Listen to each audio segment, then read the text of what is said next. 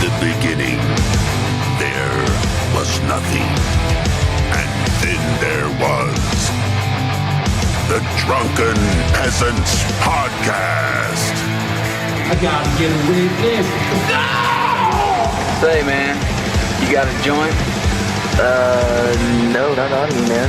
Joint? Don't have facts to back this up. It'd be a lot cooler if you did. That's true. Sometimes I cry.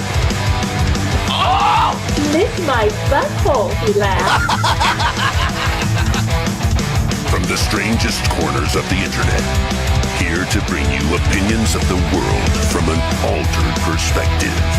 Here are your hosts, the Drunken Peasants. Hello and welcome to the Drunken Peasants Podcast, episode 1248. We're doing it live again today on this wonderful Thursday evening.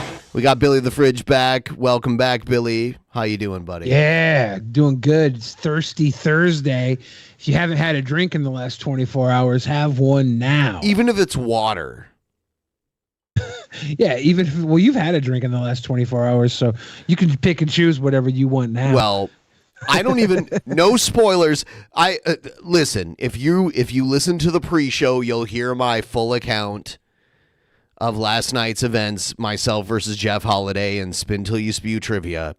But I'm not going to divulge any details now on the public show of DP. So you're just going to have to watch for yourself. Everybody who's watching right now, if you can't wait, just go to the Patreon.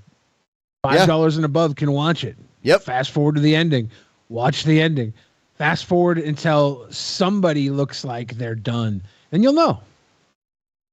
But damn. I will say, watch us now live. I will say, spoiler alert. There was myself, Jeff Holiday, and Cheshire Vic. And we all ended up shirtless by the end of the night. We can confirm that. Shirts off party.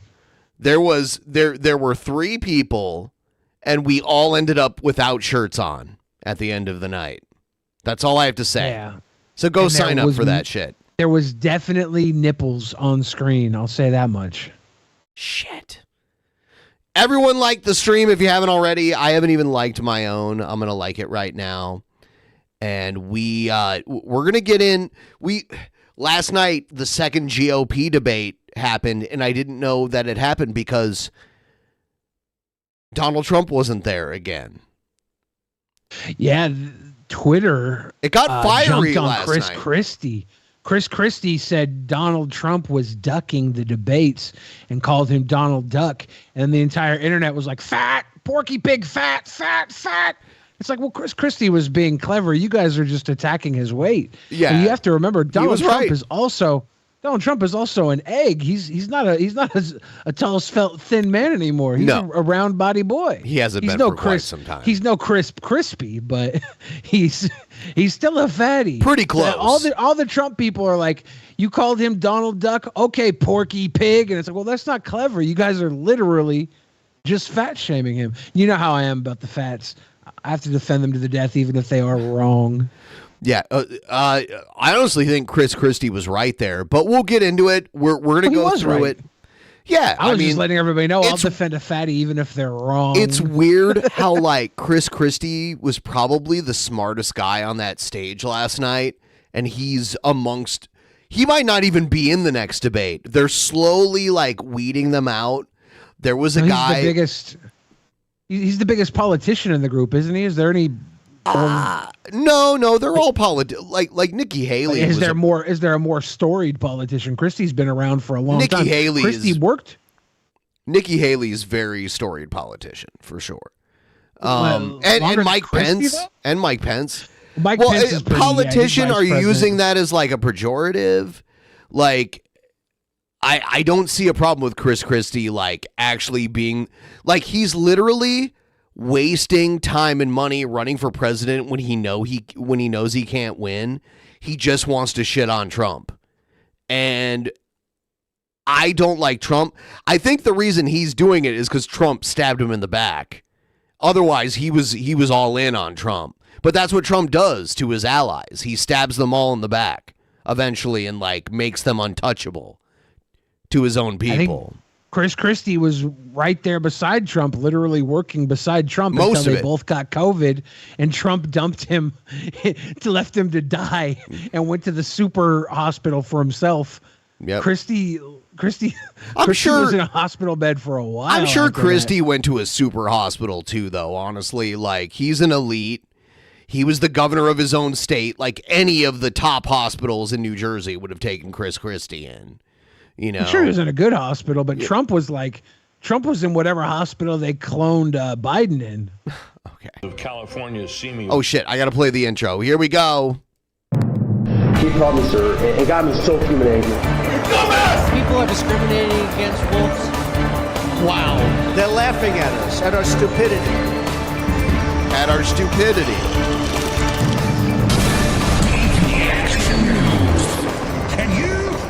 You know, the other night I was hosting one of my many Discord voice chat sessions, and someone said, Ben, do you realize that you've been using the DP Action News intro for like 6 years now, and it's still relevant, like literally now? Like, the issues and the people and the players of the news till this day are still just as relevant as when it was first made. And by the way, we need Puking Dog now more than ever.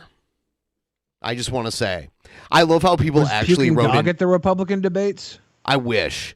Yeah, I love how there was a news story about like stupid shit that people wrote in, and enough people wrote in Puking Dog for it to be like DP influenced enough people to write in Puking Dog, to like go in and vote and like literally handwrite Puking Dog in. Like, people were like, I'm going in and I'm gonna vote for Puking Dog, and it was like on the news. I love it. Anyway, we're gonna get through as much of this as we can. It does get fiery and interesting. Valley stands a monument to one of the most beloved leaders in our nation's history. No, depends on who you ask. They try to act like Reagan is like the Republican FDR. He wasn't. He was not liked. He was treated as a Trickle-down buffoon. economics. Yeah, that trickled down on everybody. It peed all over the middle class. Nancy Reagan is the storied suck You queen of always Hollywood. bring that up. It's important. We don't forget that. Ronald Reagan, the Gipper, the great communicator, America's The Gipper 40th and the commander-in-chief. He railed against big government. The 9 most terrifying words in the English Magicus language. is calling you out, Ben. Magicus says it was me that said the intro was relevant 6 years later, and he said it on the show last Thursday. And Okay. Magicus is saying that as being drunk. He needs his credit. I'll take it. Okay. Congratulations. You get credit. Language are. Yeah, and we're going to start referring to you as the Gipper now, Magicus. You're the new Streamlabs Gipper. is not working for me. There may be some issues. No. Is there? Someone else try Streamlabs and let me know. Yeah, you win, man. And I'm here to help. And sought peace through strength. Mr. Gorbachev, Tear down this wall. It was a powerful speech. It was huge for its time. And we were still in the Cold War, and he went to Berlin telling him to tear down the wall. It was this is a huge moment for Ronald Reagan. Way better president than all of the other Republican presidents that preceded him. Or succeeded him, not preceded. 40 years after Reagan's landslide re-election, the Republican Party faces... And he did win in 2 massive landslides. Hey, look, we got a behemoth Streamlabs, so somebody's donos. Okay, so it's working. Somebody can dono. critical questions.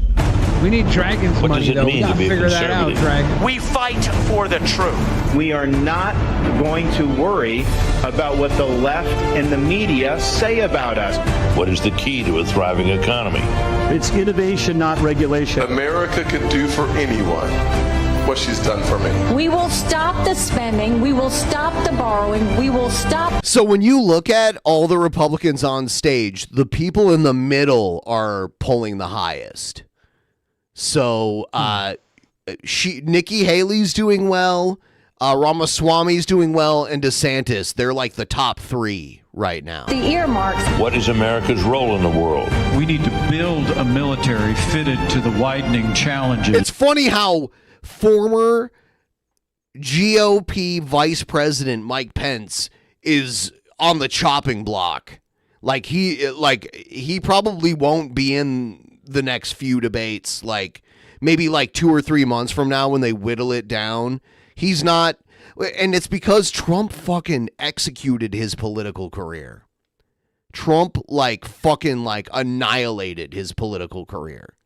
I don't know if Pence was ever really doing much without Trump either, though. No. He could have. Okay, if he gets the Trump like seal of approval, because there's going to have to be an heir apparent to Trump, and Ramaswamy's pushing for that. You'll see when we go into it, and he's a young guy. He'd be the youngest president ever if he won. Younger than us. And you can see he's pushing for it. He's extremely radical because of that. In an ever more dangerous world. Sometimes you avoid war by showing you're tough. And the country faces even more challenges. Would Reagan even recognize the country in which we now live? Tonight, No. candidates seeking the Republican Reagan wouldn't recognize anything because he was dementia-ridden. nomination Chris Chan could have fucked him and he wouldn't have known it. converge in California to chart a new path for the grand old party. Now is the time for choosing. It's a cool building to have the debate in, though. There's like a whole fucking airplane in there. Are they in the airplane hangar? Yes. Well, it's a Reagan library. So they have his Air Force One that he flown around on before they decommissioned it.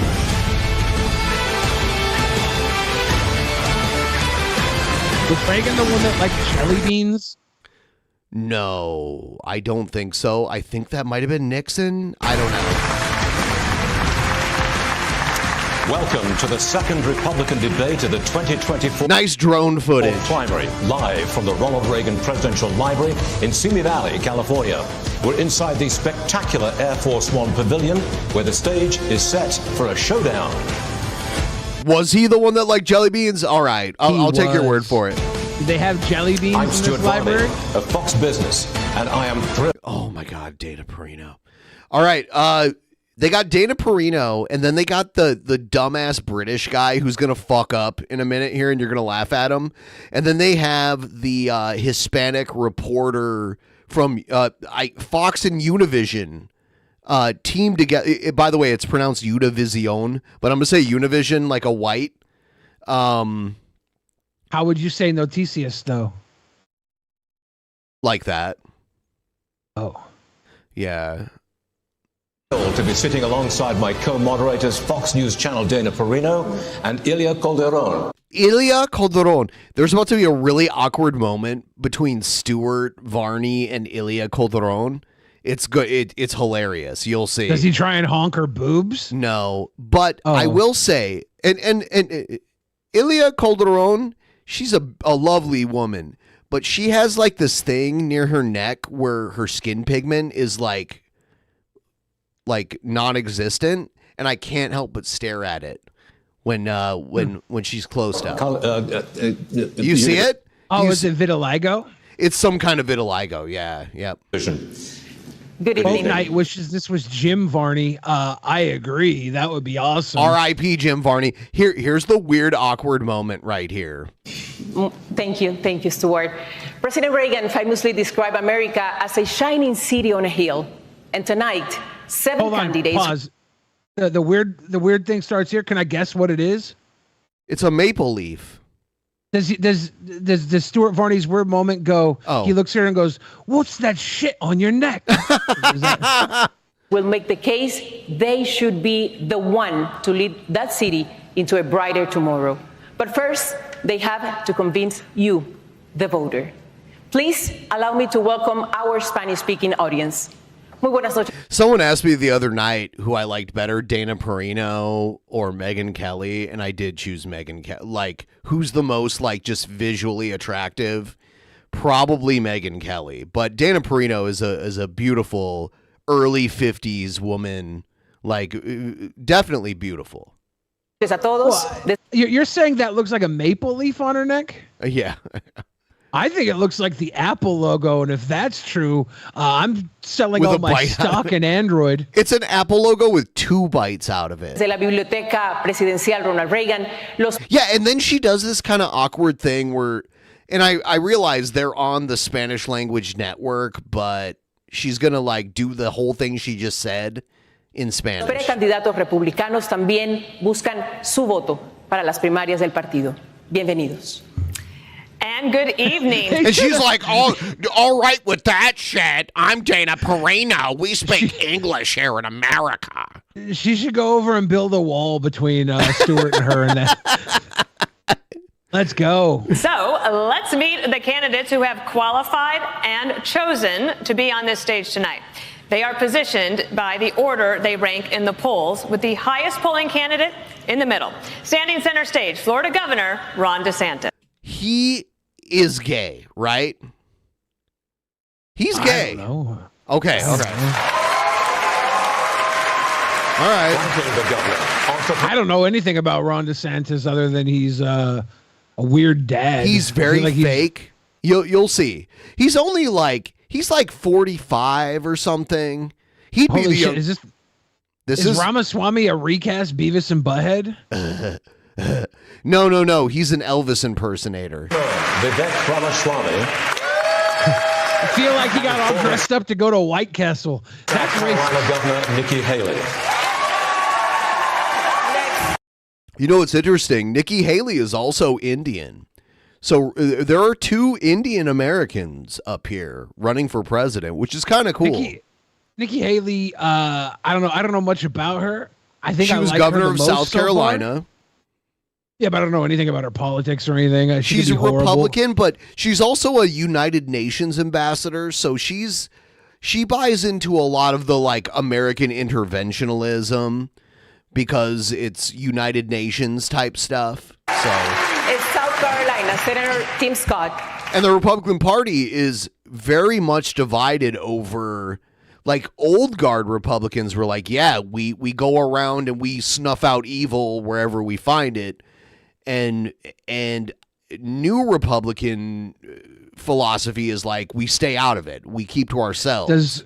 Does this guy ever talk about police cop chokeholds in the debate? Police cop chokehold. Ben. Poor Tim Scott. Oh, here's Chris Christie. New Jersey Governor Chris Christie. On the wing tonight, former Vice President Mike Pence. No chance. And North Dakota Governor Doug Burgum. This dude, Eugene Levy here, has no chance at winning, by the way. This guy looks like he's literally got a girl locked in his basement. Look at those now. eyebrows. Look at the like thickness of those eyebrows. I don't trust this guy at all. And they're all Republicans. You know you got to stand out when you look like the least trustworthy political candidate on a Republican panel. We have questions on a wide variety of issues important to primary voters. Yeah, Rosera says Green Goblin get 1 minute looking. to answer. 100%. My man is a Green Goblin. Respond if singled out. When their time runs out, we'll all hear this. We have a lot of ground to cover. I like that. So now it feels like a game show. It's like Jeopardy. Please, keep it civilized. It won't. Let's get going. You are the We are weakest in link. this Goodbye. spacious, sunny place tonight, designed to reflect the very nature and character of Ronald Reagan. It's a place that makes you proud to be an American. Big love for young Bill. Billy's BE factor. Yet today our nation is drowning in division and incivility.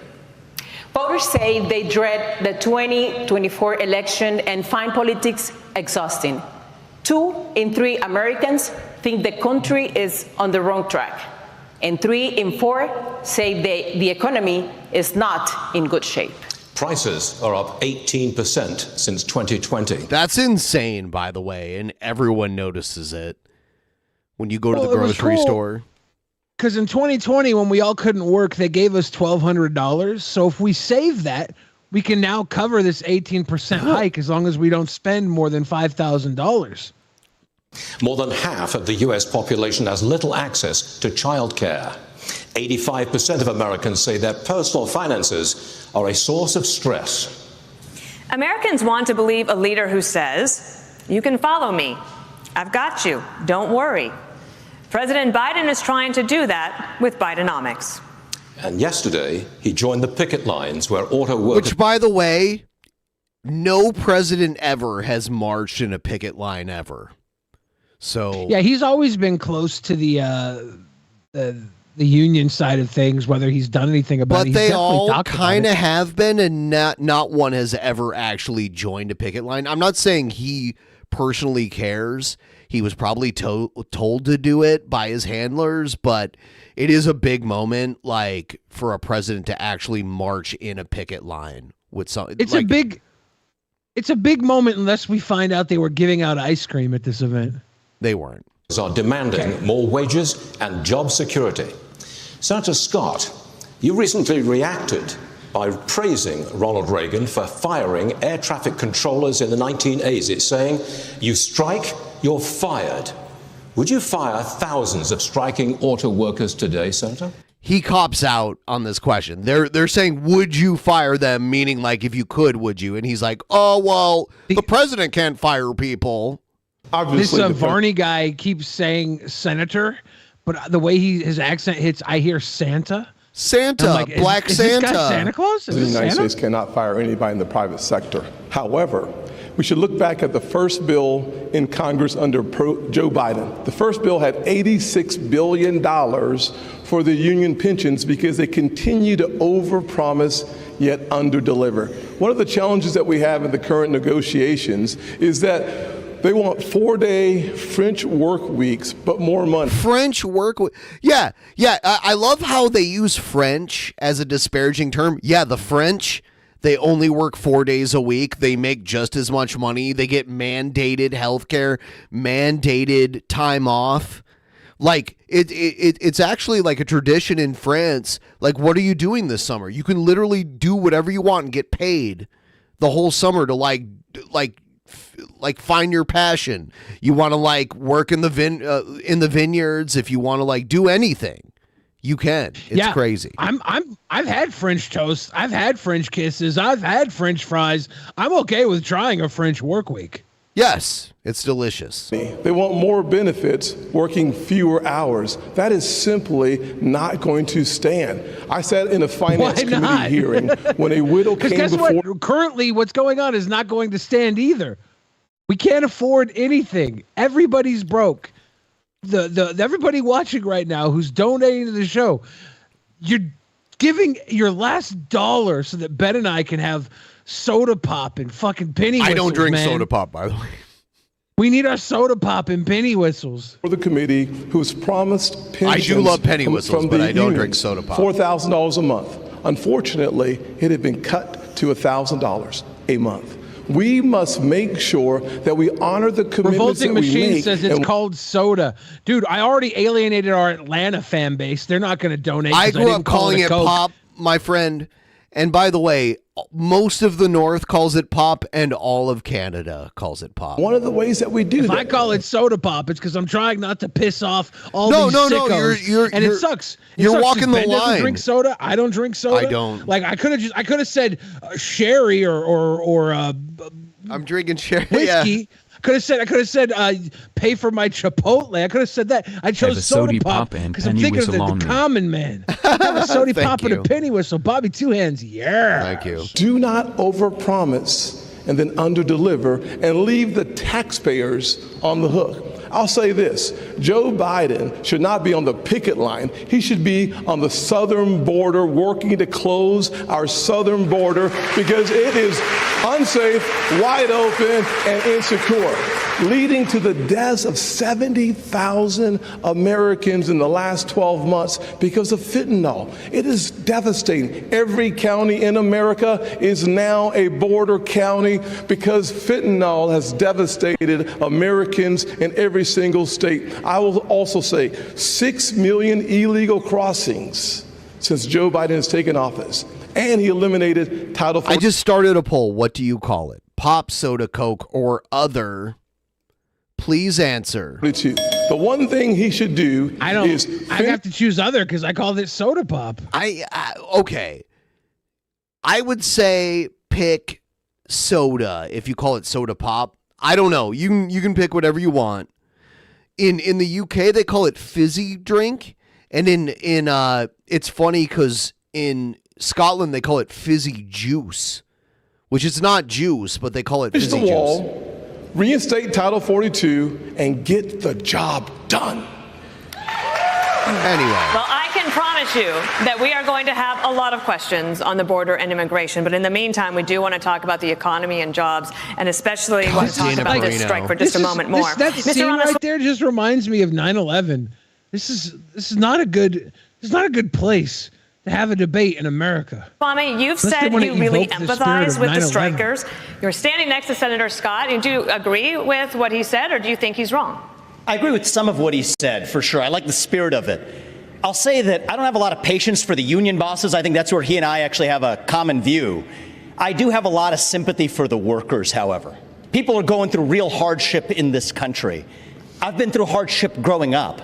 My father stared down layoffs at GE under Jack Welch's tenure at the GE plant in Evendale, Ohio. My mom had to work overtime. It's Evendale. Anyway. Yeah, I didn't know Ramaswamy was from Ohio originally. I'm in nursing homes in Southwest Ohio to make ends meet and pay off our home loan. So I understand that hardship is not a choice. I just want to say, like, from a energy and like entertaining aspect, Ramaswamy is the best one at this debate. And he's young, you know, so. Didn't he have like a lot of really he's very radical, fundamentally radical takes on things? Yes, and you'll hear them here. But victimhood is a choice, and we choose to be victorious in the United States of America. Victimhood is not a choice, by the way. This guy, like Boat Knight says, if this car salesman becomes your president, I'll laugh. He does seem like a car salesman. He seems like the type of guy that would know the age of consent in every state he visits. I don't know. He seems like a sleazer. He's also friends with my buddy Martin Shkreli, so he's a good guy. Yeah, I don't apply like I don't go there like the age of consent thing. Like why? It's a sleazeball thing. Okay. You know what? If I was giving advice to those workers, I would say go picket in front of the White House in Washington, D.C. That's really where the protest needs to be. Disastrous economic policies that have driven up prices, that have driven up interest rates and mortgage rates. At the same time, wages remaining stagnant. What we need is to deliver economic growth in this country. Unlock American energy. Drill, frack, burn coal, embrace nuclear energy. Put people back to work by no longer paying them more money to stay at home. Stabilize the U.S. dollar itself and rescind a majority of those unconstitutional federal regulations that are hampering our economy. Or how about this? Pay them enough money to stay at home so the workforce has to up their salaries to get people to work. Stop having slavery for workforce. Why is he up there? He is too short to be president. The presidents haven't been tall on average. Like, there's only been like 2 or 3 tall presidents ever. So bad argument. But I will say he shouldn't be up there because he doesn't know what the fuck he's talking about. Like, Would you imagine the majority of presidents are above the national average for height? I don't know. And I think it's self-reported. Like, I don't believe Trump's like self-reported height. I don't believe he's 6'3". No. And he self-reported his weight too when he got booked. And he said he was 220 pounds. There's no fucking way. Even if he's 6'3", there's no way he's 220 pounds. No way. He's over 300 easily. No way. Trump is 6'9". Yeah. He has 9 concubines. His son is, and I believe that. I've seen his son, which Barron Trump is his clone. It's not his clone. It's his wife's genetics, which, like I've said in the past, like the tallest players in the NBA are Slovenian. They're all like the white guy on every team, like the 7 foot. It's his genetics 3. too, though, right? He's an over 6 foot tall guy with an almost 6 foot No, tall woman. there are tall children child. that take on the genetics of one parent over another. And I would say no. I would say if he had more of his father's genetics, he would be more like 6'2" or whatever. I would say the fact that his dad is tall and his mom is tall means he's going to be extra tall. I don't think his dad's tall. Unleash American exceptionalism. He is over 6 feet tall, right? I don't think that's tall. And that's not a Democratic vision or a Republican vision. That is an American vision that we embrace economic growth, and capitalism is still the best system known to man to lift us up from poverty, and we should not apologize for it. That's what it means to be an American. Yes, being American means not apologizing. Together, the means CEOs forcing people into work of General Motors, Ford, and Stellantis make 336 times the number of rank and file workers. That's just part of a wider. They should not have hired this dude to do this income shit. inequality trend in the country. The richest 1% now controls 1/5 of all income. Vice President Pence, last week you said you side with American workers, but you also support how these companies operate. Which is it? Well, thank you for the question. I want to thank. He's gonna eat up. These politicians always do this. They eat up time in the question that they don't want to like speak mostly on, and they're gonna eat up half of the time thanking people who don't need to be thanked. Univision and Fox Business. Earlier, we referenced Kevin Joseph King, who makes videos and just says, "Police cop chokehold. Police cop chokehold." See that? Police cop chokehold. He says the same thing over and over again. He does get a point across. Is he more effective than these presidential candidates? I'd vote for him over all of these people. Assembling such a wonderful forum. Look, I do disagree with something Tim Scott just said. Joe Biden doesn't belong on a picket line. He belongs on the unemployment line. He was hoping for the pop there, but it didn't come. I mean, look, did he get like a that like was Dana. That was Dana that did that. She was like, yeah, you're gonna lose, buddy. We don't like you. I'm from the second leading manufacturing state in the country per capita. I was governor of the state of Indiana. Dude, I just want to say, this is the former vice president under Trump, and he's on the outside. He's on the edges of this. Well, yeah, it's because he has no loyalty to the person who got him there. No. He has no appeal He to the had people that are loyalty. still there. No. It's the opposite. He had total loyalty to Trump. It was Trump that turned on him. But not from the viewership of the Trump supporters. Well, they they're don't see him dumb as being loyal. because well, yeah, but they're the ones voting. If he wanted to stay on Trump's good side, he would have had to have totally done shit that was illegal. I'm explaining why things are how they are. This is why, right? It's true. He has no loyalty to that voting base, and then to the other base, he's too close to Trump. The ones that don't like Trump, he's still got Trump stink on him. So of course he's going to be on the outside. I don't know who talked him into running for president.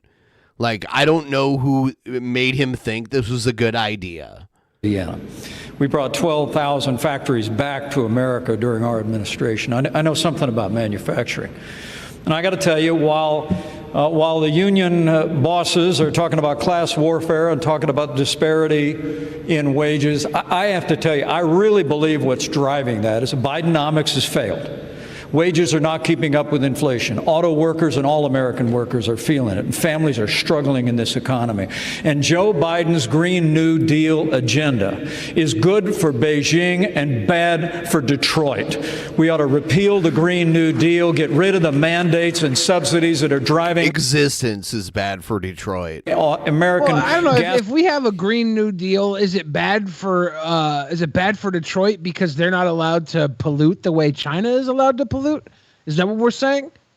Because if it's bad for Detroit, is it good? Is it good for every other part of the country that's going to get all these incentives and federal endowments to go green and look for the future? And by the way, the Green New Deal wasn't a Biden thing. It was AOC and the squad but before Biden was even president. that was doing the but Green if it, New Deal. If it comes through under Biden, like that's a win for Biden. Though, all he right? does Like, is sign his name. Yes, but it hasn't. It's not even there. Like it didn't get any traction. So well, he's suggesting if he gets in place, he'll be able to kill that, and it's already dead. Well, we had 2 years of Biden with the majority in the House and the Senate, and we didn't get a Green New Deal. So this is just a phantom. This is like a phantom, a boogeyman he's claiming that he's going to fight against. It's not even there. It never happened. Well, it's nice that we got a greed New Deal. Gasoline, automotive manufacturing into the graveyard. And beyond that also, as President of the United States, I'll be standing with workers all across America, and I'll be standing for the right to work of every American to Right join. to work states are a scourge on the American worker. Look it up. It's a union killing law that they got rid of in a lot of states in the last 10 years. It's a horrible thing. A union or not join a union. A right to work basically could just say non-consensual workforce. Well, it's like a union could represent the workers in a place, and you could get hired and not join the union so that they can push out the union. It's like, oh, well, now most of the employees at this place are non-union, so the union has like no collective bargaining because there's enough people working here who are not union. Michigan used to have that. I think Ohio is still like that. Union as we they need a decide. consenting, of age, alive workforce, non-related. Tired of all this nepotism keeping me out of my job. Non-related, consenting, of age, alive workforce. Senator Scott, you were mentioned. Will you care to respond? There's no doubt that Joe Biden needs to be fired. That's why I'm running for president. I look forward to being the next president of the United States. I will also say, you're not getting I it, know buddy. America Sorry. can do for anyone what she's done for. I feel like I look at all these people, and he's one of the genuine ones. Like, he actually genuinely wants to be president and wants to do what he thinks is good. When we get over to DeSantis, he reminds me of like a shitty soap opera actor who's going through the lines. I don't feel what he's saying at all, and he's just saying what he thinks people who want to vote for him want to hear. And we'll get to it. For me, it's why we're focusing on restoring hope, creating opportunities, and protecting the America we all love. Growing up in a single-parent household, I wondered if the American dream would work for a kid in the inner city. I've got good news for every single child, whether you're in the inner cities of Chicago or the rural parts of Iowa. America and the dream, it is alive, it is well, and it is healthy. God bless these United States of America. But we don't need an American dream anymore. We need an American reality. The American dream worked when it was able to put a car in every garage. People could own their home. They could have a chicken in every pot. They could be a one-family workforce. That was the American dream. It was to dream beyond that.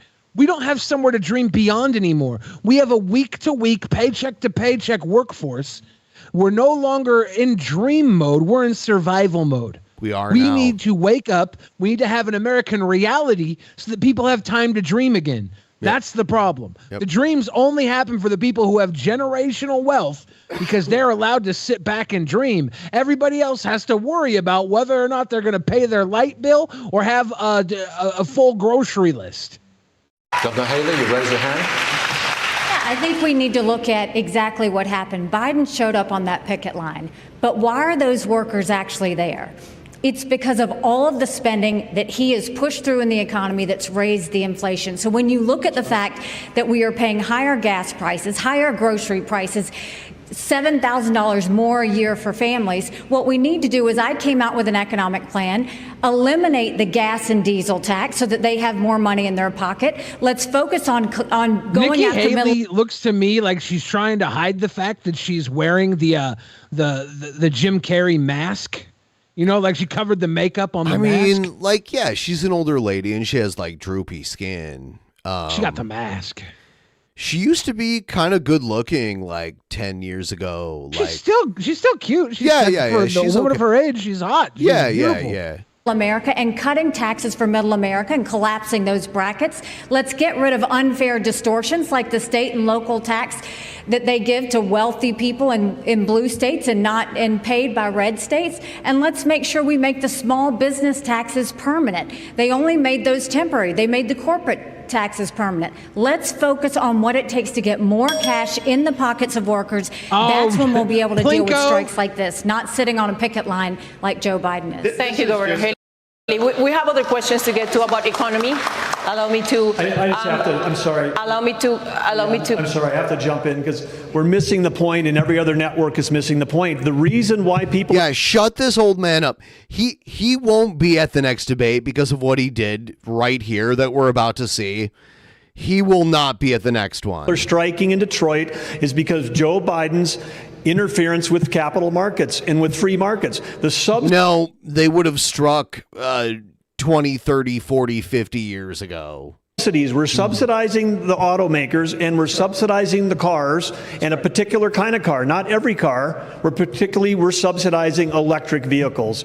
And when you decide that we're going to take all of your taxpayer monies, take $1 billion, subsidize a certain type of vehicle, and the batteries come from China. China controls 85% of the rare earth minerals. They're called rare earth because they're measured in parts per million. China is moving 100,000 pounds of earth in Indonesia, in Africa. They're literally destroying the planet so that they can make a battery that's in a car subsidized here. That's why they're striking, because they need 2/3 less workers to build an electric car. Joe Biden, this strike is at Joe Biden's feet. We're going to keep the topic of economy, but allow me to. This is where they need Tyrus, the wrestler from the Greg Gutfield show.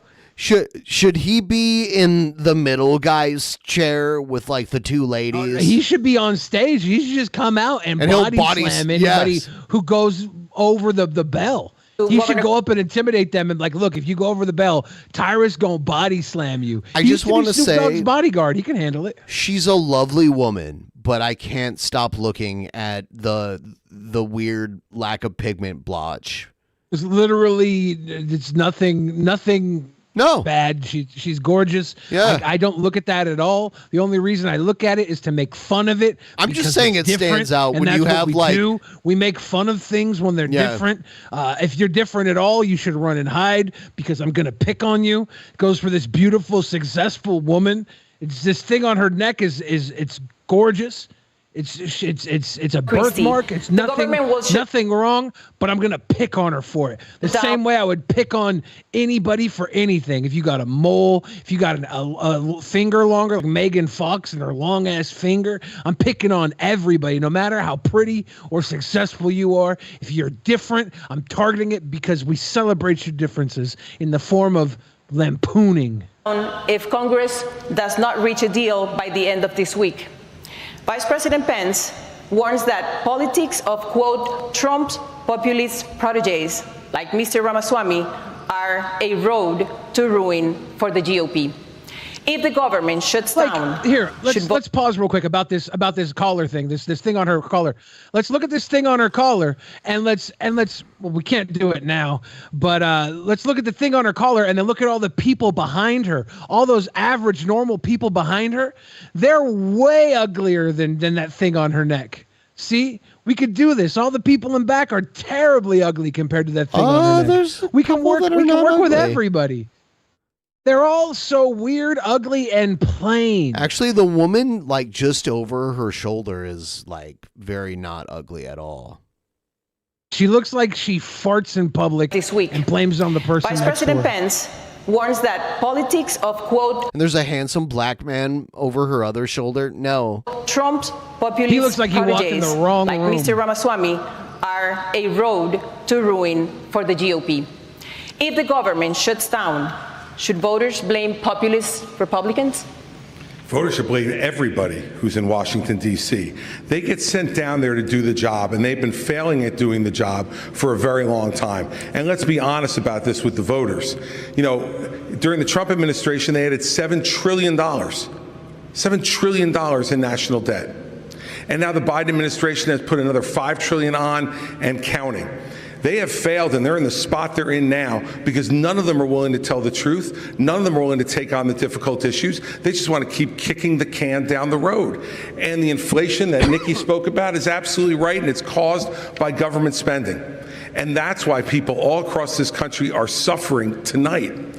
And yet we don't get any answers because Joe Biden hides in his basement and won't answer as to why he's raising the debt the way he's done. And Donald Trump hides behind the walls of his golf clubs and won't show up here to answer questions like all the rest of us are up here to answer. He put $7 trillion on the debt. He should be in this room to answer those questions. Yeah, but Chris Christie, because he is not a fan of Trump, is on the outside. He's on the chopping block, him and Tim Scott. For the people you talk about who are suffering, and if the government closes, not as far out as Pence and Burgum. That's a lovely accent she has. This is the Republican debate. Someone would win points on the stage if they ask her for her papers. There you go. So fucked. If the government closes, talk about that. But it probably would. It is to the blame of everyone in Washington, D.C., who has failed to do their job and just plays to the grandstand. The next question is for Governor DeSantis.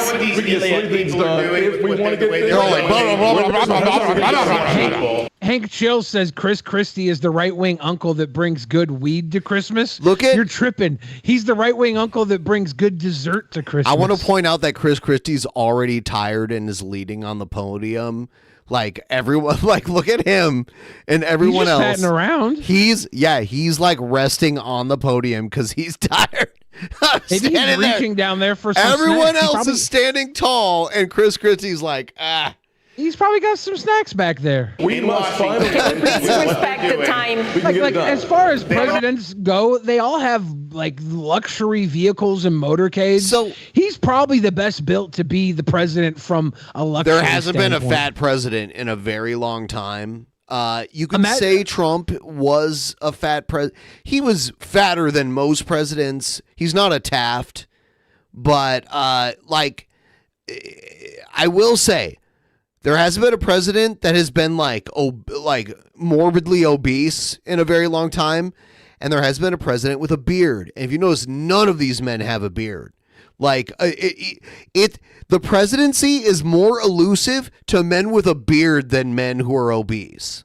Like you could be an obese president, but if you have a beard, it's over. There has not been a bearded president in over 100 years. If Chris Christie can be president, I want a camera in the house all the time. He's following eating fried what chicken. He eats. Yeah, I want to see what he eats every meal. A fridge cam.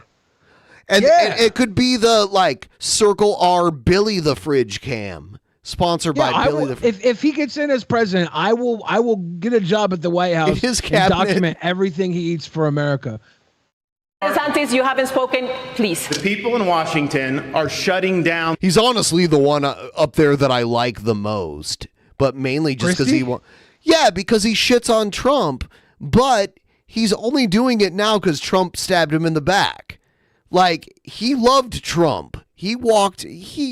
Most of these people kneeled at the altar of Trump, including DeSantis here. DeSantis filmed a commercial where his daughter, who was like a little kid at the time, was like, build the wall, I love Trump. And he used that to get elected. And he's an awkward guy who's probably gay. Honestly. I never seen anything about that, but hold on, listen to him talk here. And let me know what you think. Let me play him talk. And you can tell me, like, if you think. The American dream with their reckless behavior. They borrowed, they printed, they spent, and now you're paying more for everything. They are the reason for that. They have shut down our national sovereignty by allowing our border to be wide open. So please spare me the crocodile tears for these people. They need to change what's going on. And where's Joe Biden? He's completely missing in action from leadership. And you know who else is missing in action? Donald Trump is missing in action. He should be on this stage tonight. He owes it to you to defend his record, where they added $7.8 trillion to the debt. That set the stage for the inflation that we have now. I can tell you this, as governor of Florida, we cut taxes, we ran surpluses, we've paid down over 25% of our state debt, and I vetoed wasteful spending when it came to my desk. And as your president, when they send me a bloating spending bill that's going to cause your prices to go up, I'm going to take out this veto pen and I'm going to send it right back to them. Ilya, you Doesn't he seem like kind of feminine? He just seems like a weenie. He seems like the type of guy that sits around in a wife beater and boxer shorts until it's time to put his suit on and pretend to fucking be classy. He seems like a fucking a weenie in a chimp suit. Question. I just want to address I'm going to go center stop, but I have a question that is on the minds of a lot of moms and dads and Americans, and I know that you've been thinking about it because childcare costs, they are up. They're topping $10,000 per month. Some families are spending up to half of their income on childcare, and they're having to decide, is it worth it for me to work, or does it not make sense for me financially? In 3 days, the billions of dollars in pandemic-era funding is going to end, and 70,000 daycares could close. So you had an effort to broaden eligibility for child care assistance. That fell apart last year. And for the moms and dads out there who are worried, what can you tell them if you weren't able to get it through the Congress? How could you do it as president? Certainly one of the things I did as a member of Congress was to make sure that we protected the Head Start programs around the country, giving people the opportunity to pick and choose the place that they send their children.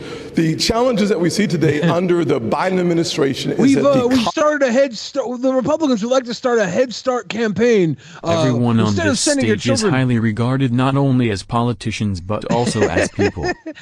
They are a collective group of, I think Nikki Haley might actually not be, but I don't know. She seems to be at least like the soccer mom type that keeps her children's lunch bags filled and gets them to places on time. But I could be wrong about that. I feel like that's good in a leadership role. More soccer moms should be in politics. Cost for daycare has gone over $15,000 per child. In the Build Back Broker plan, he called it a Build Back Better plan, it was going up to $29,000. The way we fix that problem is to make sure that we actually cut taxes and give more Americans their money back.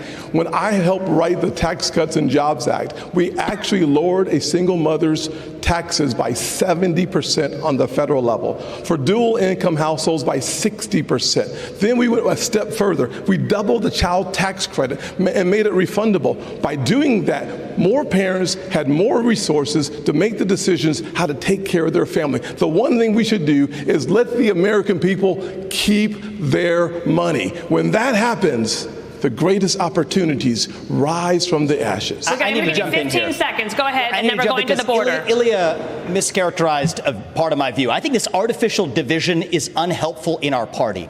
The real divide is not between the Republicans on this stage. And in the Reagan Library, I want to say these are good people on this stage.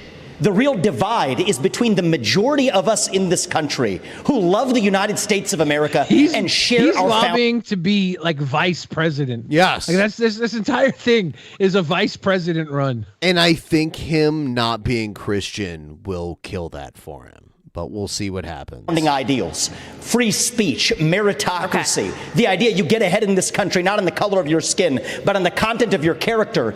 And the fringe one thing that will help him is that he is Trump aligned. He has a good connection to Trump. So if one of these people get the presidential nod and put him in the vice, they might get that boost. My thing with that is even Trump, who had never been like outwardly religious, had to start kissing the altar of Christianity when he got into politics. When he was never like a visible member of a church or anything like that, he started going to church and praying to God and kissing Jesus's ass. So I think like if Vivek Ramaswamy, if we see like a Christian conversion in him, I wouldn't be surprised if he's really serious about being a heavy hitter. He's especially a on the right. in the Democrat Party that has a chokehold over that party. That's the real divide. Right. So this populist versus classical debate is artificial. Bring out Tyrus, body slam him. The bell rang. That's what Tyrus is supposed to be here for. Come on, Fox. Boom. This party. I actually want to answer immigration and the border.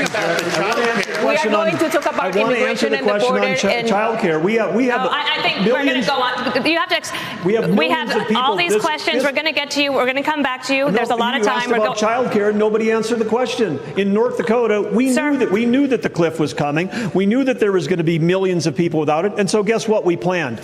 Okay. And when we Eugene Levy, do you have a final statement? Passed legislation because he's like a. He has like several of Eugene Levy's facial characteristics. This is Goy Gene's Levy. Yeah, he's the Goy version of Eugene Levy. We will get you some questions, but you're going to have to let us move on. We are going to the border next. Child care is workforce infrastructure. I haven't been given a chance to respond. In 1984, President Ronald Reagan said the following. The idea of amnesty for those who have put... Yeah. This is something Republicans always ignore, that Ronald Reagan, their President Jesus, gave amnesty to more illegal immigrants than any other president in of the 20th century. Down roots and who have lived here, even though some time back they may have entered illegally. 2 years later, President Reagan granted amnesty to nearly 3 million immigrants, something no Democrat or Republican president has done since. Governor Christie, as governor of a non-border state in 2010, you supported a path to citizenship. But when you ran for president in 2016, you flipped, saying immigrants should be tracked like FedEx packages. Where do you stand now on a path to citizenship for 11 million of undocumented immigrants? So I want to point out that there's the Univision audience watching too, and they don't want to piss off them. Because Hispanics are such a large voting bloc in the U.S., and a lot of them are Republican, but they're not against removing birthright citizenship. Most of them are not against that. And it's one of the fundamentals of American society is if you're born here, you're a citizen, hands down. We live in a society. Well, the problem is that since no one has done anything since we first had this discussion 13 years ago, we're not in a position to be able to do any of that anymore. What we have to do now is first treat this like the law enforcement problem it is. Our laws are being broken every day at the southern border, every day. And Joe Biden and his crew is doing nothing about enforcing that law. They are letting it go. And by the way, they announced during the presidential race. His crew is there. Corn Pop could be enforcing. We don't know. Corn Pop, I don't think is still with us, right? Everyone Joe Biden knew when he was a kid is probably dead. Let it go. And we need to have a president who acts like I did as governor, enforce the law. First and foremost. And that means what I'll do on day one is sign an executive order to send the National Guard to partner with Customs and Border Patrol to make sure that we stop the flow of fentanyl over the border, but also to make sure that we send a much different message. We want you here in this country to fill the 6 million vacant jobs we have, but only if you come here to follow the law and only if you come here legally.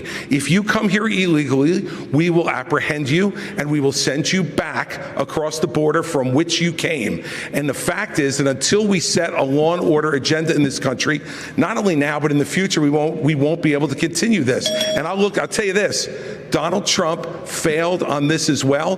He said he was going to build a wall across the whole border. He built 52 miles of wall and said Mexico would pay for it. Guess what? I think if Mexico knew that he was only going to build 52 miles, they might have paid for the 52 miles. Thank you, Governor. All right, Governor Haley. Wrecked. He's my he's the smartest one up there, honestly.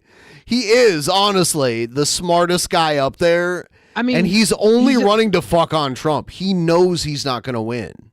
He's at least saying some things. Everybody else, that could be because he knows he's not going to win. He knows he doesn't have anything to lose, and he knows there's an anti-Trump crowd. It would be interesting because he's kind of a partisan guy, but he's also a politician guy. He's worked like they said he was working on a Dream Act in Jersey. Jersey is a relatively it's pretty liberal. It's pretty liberal. It's it's pretty relatively liberal. Yes. So he could be going also, after, he could be going after Trump, knowing it's going to make him look better in his liberal state. He's been to over 50 Bruce Springsteen concerts, and when he was the governor, because you're the governor, you can get backstage anywhere, and Bruce Springsteen wouldn't hang out with him because damn, yes, but he's Joke's still like on you. He's eating Springsteen's catering the entire time. Yeah, dude. He's anyway, Springsteen's like, fuck, Christie's over at the fucking craft services. Eat all my food. I can't go over and get a tchotchke. If you're Christie's from over there Jersey devouring. and you're like a boomer like Christie, Bruce Springsteen is like God in New Jersey to like a certain age. He really is. Who wins a Big Mac eating contest between Donald Trump and Chris Christie? That's a tough one. Right? Is it speed? Like, okay, is there like a time limit? I would say whoever can eat the most Big Macs in 10 minutes. And it's got to be gone. Like, nothing left of each Big Mac. There could be like lettuce and bullshit. There could be bullshit. Lettuce and bullshit. Yeah, anything that falls the vegetables. Yeah, you can't have bread. Can there be a pickle? Beef. You can't have bread, beef, or pickle. No, you got to eat that pickle. You got to pick it up. So only the vegetables. Just the stuff that looks like smithereens. Anything in smithereen form. Smithereens. Anything smaller than a pickle that is not thick. We'll get back into this. I'm going to put Billy on full screen. I'll be right back. Ladies and gentlemen, it's the time you've all been waiting for. It's Big Top Billy. Get your questions in the form of fan chat, pleb chat, super chat, dodo. I'll answer everything. I Drake Dragsaw. Earlier, I think it was Mickey in the chat said that I should have a nickname that denotes my status as a cuddler. And I don't know what the hell that meant, but whatever that nickname would be, it would have to be a supreme cuddler. Whatever the top ranking cuddle is, I'm 100% that cuddle. They call me Billy the Puddle because of my cuddle puddle. Beautiful how great I cuddle. None of you will ever know because I'm a very reclusive human being. What should I do if the universe ends in heat death? Die? Isn't that answer everything? Isn't that the easiest thing? If the universe ends in heat death, isn't that the easiest answer? Oh, yeah. Which Cavern of Souls arts is the best one? Says Overlord Magicus. The only one I own is the Zendikar Rising Expedition version of Cavern of Souls. I like it. I do like the new art coming out in Ixalan. What's your favorite low sodium meal now? Says 404. Well, I go to Chipotle and I get their tacos with a very limited topping. That seems to be the meal I've eaten the most. I like to air fry steak and pork belly. Those are delicious treats. I've been air frying some Brussels sprouts with honey, and I use Dash Chipotle seasoning. Majorly Awesome says Billy will cuddle the heat dead universe, thus reigniting its with positive vibes alone. I could do that if I have to. Do you think most women right or left swipe on Tim Scott on Tinder? I think most women right swipe is the bad one, right? Or is it left swipe? Which one's the one that says no? They no swipe Tim Scott. I think he doesn't have the most women appeal. 45-year-old women and above probably give him the most play. Is it weird to say the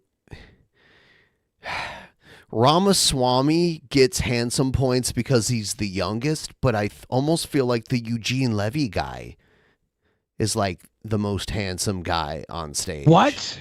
Yeah. No way. Who do you think? DeSantis? Chris Christie. No. Coming from countries south of the border. You've seen the Fox News drone. It's captured Chris the steady Christie has that Tony Soprano fuckability. Nope. stream of people coming into the country on a daily basis. In fact, I believe we have a live picture of it tonight. That is happening right now, live. Literally, in the last decade, has predatory nature to him.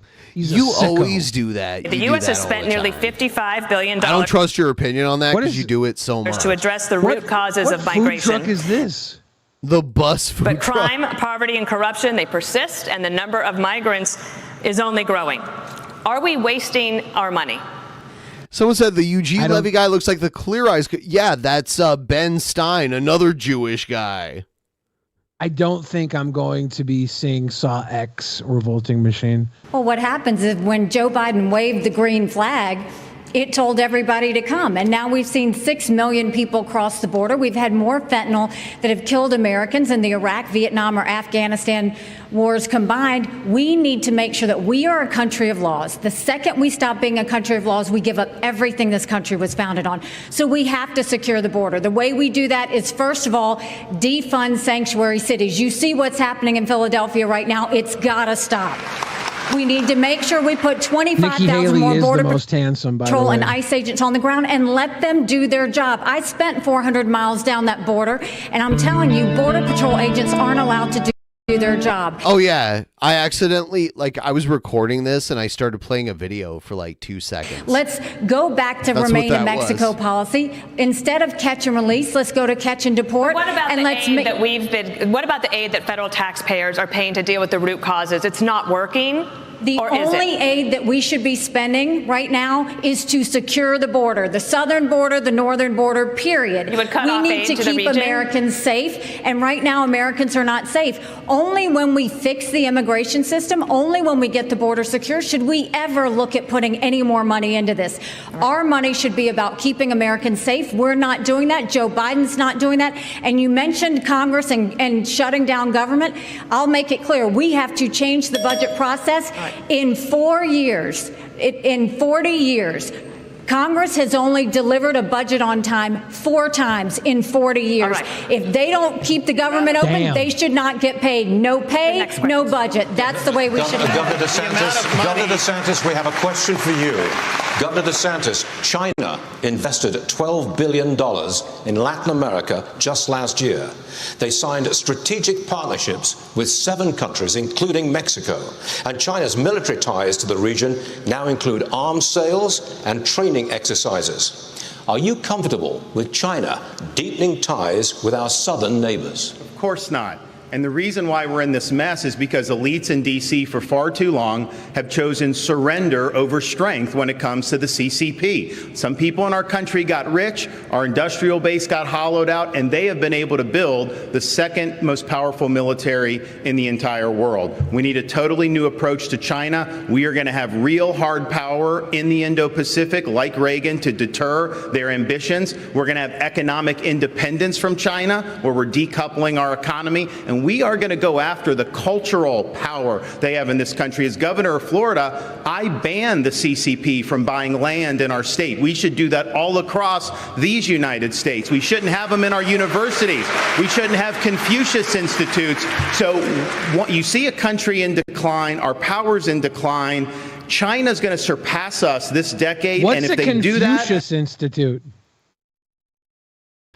I've never heard of that before, but it's something DeSantis is against. That's going to affect The every stated single aim American. of the program is to promote Chinese language and culture, support American local household. Chinese teaching internationally, and facilitate cultural exchanges. Why shouldn't we have a Confucius I guarantee Institute? you they have one of those in Seattle. Wouldn't it be beneficial for people who want to do business with China to go to have access to a Confucius Institute? Are we just saying we shouldn't prepare to do business with China? Is that what he's saying? Yes. Is that free market? No. You're president. I am not going to let that happen. I'm going to reverse this country's decline. We are going to choose strength, not surrender when it comes to the CCP. America is not a country in decline. Under Joe Biden, we are a country in retreat. You propose, quote, universal deportation for all undocumented immigrants and their children. even if the children are citizens of the United States? Under what legal premise would you expel U.S. citizens? So the first thing I want to say is I agree with everything. The Republicans on the stage are on the right side of this issue. Militarize the southern border, stop funding sanctuary cities, and end foreign aid to Mexico and Central America to end the incentives to come across. But I do go a step further. You're right about that, Ilya. I favor ending birthright citizenship for the kids of illegal immigrants in this country. Now, the left will howl about the Constitution and the 14th Amendment. Ow. The difference between me and them is I've actually read the 14th Amendment. What it says is that all persons born or naturalized in the United States and subject to the laws and jurisdiction thereof are citizens. So nobody believes that the kid of a Mexican diplomat in this country enjoys birthright citizenship. Not a judge or legal scholar in this country will disagree with me on that. Well, if the kid of a Mexican diplomat doesn't enjoy birthright citizenship, then neither does the kid of an illegal migrant who broke the law to come here. And as the father of two sons, it is hard for me to look them in the eye and say, you have to follow the law when our own government fails to follow its own laws. That's how we really go the distance and solve this problem and restore the. It's a slippery slope with that. Once they decide that you're not simply a citizen if you're born here, they're going to slowly slide that back with. How much do you think people pay a coyote to get them into America from Mexico? I have no idea. It could be pennies on the dollar, but in their country, it's worth a lot. I think it's a lot. I think it's a lot more than. I think whatever it is, yeah, $3,000 easily, says Boat Night. I think whatever they pay the coyote, we'll average it out $4,000. Let's just up it to $5,000, and if you pay $5,000, you just get to come in the United States. And you could start a process. That $5,000 can go to paperwork processing to get you a process to possibly become an American one day. You're going to be able to work for that $5,000. You're going to be able to get all the things you're coming here for on the books. It just goes to America. Rule of law in the United States of America, because that is part of what it even means to be an American. Senator Scott, you oppose ending birthright citizenship.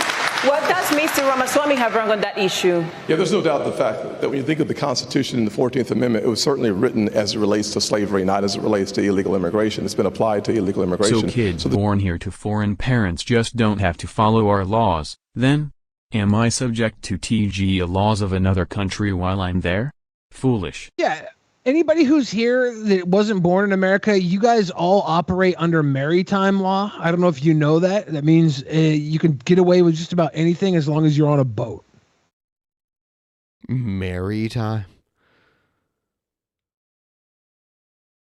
It's maritime law. I don't believe that. No, you don't.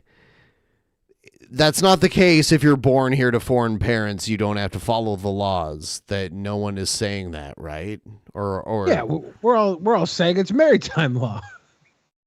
Yeah, okay. I don't think anybody's saying you have to follow the law, but there is some weird diplomatic immunities that are involved sometimes. And to say that you don't have to follow the law and that you get to just show up to America and become an American if you're able to illegally enter, that's what he's saying, right? He's saying that people who illegally enter shouldn't be able to become citizens. No. He's saying the children who are born here of people who illegally enter shouldn't become citizens. That's what he's saying. Not the people who illegally enter, the people who happen to give birth while they're here illegally. Because that if you're born here, you're a citizen automatically just because you're born here.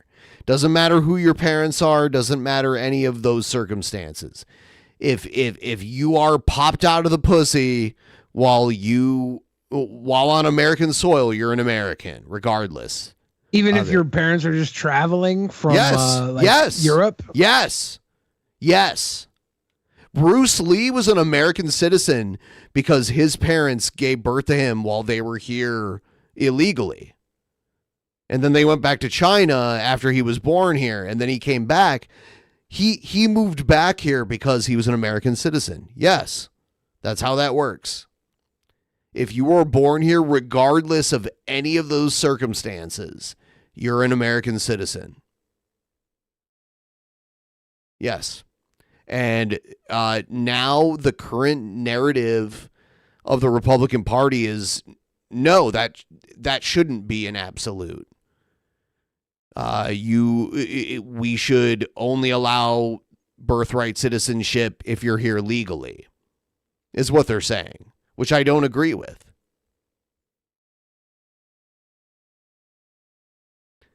Yes, Bruce Lee was born in San Francisco and then grew up as a young boy in China and then moved back as a young adult. He lived in Seattle. There's a Chinese restaurant in Chinatown that he worked at when he was a young man. The challenge that we face is, in fact, one that has to do with whether or not the people that come here are under the jurisdiction of our laws. And frankly, if you come here illegally, you are not. Now, surviving a Supreme Court argument is something I can't tell you. But from a perspective of the Constitution, I think it's simple, that clearly it was designed for slavery and not for illegal immigration. I'll go one step further, though. Clearly. Wow, that's his argument. He's like, yeah, I agree with it, but it was for, like, slavery. Like, the slaves that were born, they didn't even treat them as full humans. So, no, you're wrong. That wasn't to give the children of slaves citizenship. They didn't get citizenship. They were treated as property, not citizens. What a fucking weird take on this. When we have a conversation about the things that are happening on this stage, we think about the fact that Vivek just said we were all good people, and I appreciate that, because last debate he said we were all bought and paid for. And I thought about that for a little while and said, you know, I can't imagine how you could say that knowing that you were just in business with the Chinese Communist Party and the same people that funded Hunter Biden millions of dollars was a partner of yours as well. It's not nonsense. By the way, birthright citizenship was amended to the Constitution in 1866. That's when they decided to pass a constitutional amendment to say if you're born here, regardless of your circumstances, you are an American citizen. As long That was as you're around born. the time of when slaves were freed. Yeah. Well, maybe. Yeah. It's Civil War. Do we think it has a tie to that? Maybe. So look, here's what I want to respond. These are good people who are tainted by a broken system, and it's not the fault of anybody who's in politics. Some of us are tainted. Excuse me. Thank you for speaking while I'm interrupting while I'm speaking. You said about If I may finish. Gentlemen, you'll have your turn. So listen up. Can we please focus on the issues that matter? We know we did this in China. Everybody knows that. If I may address, focus on holding Joe Biden accountable. That's what we need to be focusing on. I actually agree with Ron When everybody DeSantis. speaks at the same time, no one can understand Exactly. your message. So if I may, I agree with Ron DeSantis on China. So I'll go. When every other CEO expanded into the Chinese market, you know what I did with my first company? We opened a subsidiary in China. But you know what I did that was different than every other company? We got the hell out of there. And when I started my next company, Strive, right when that's years ago. 2023.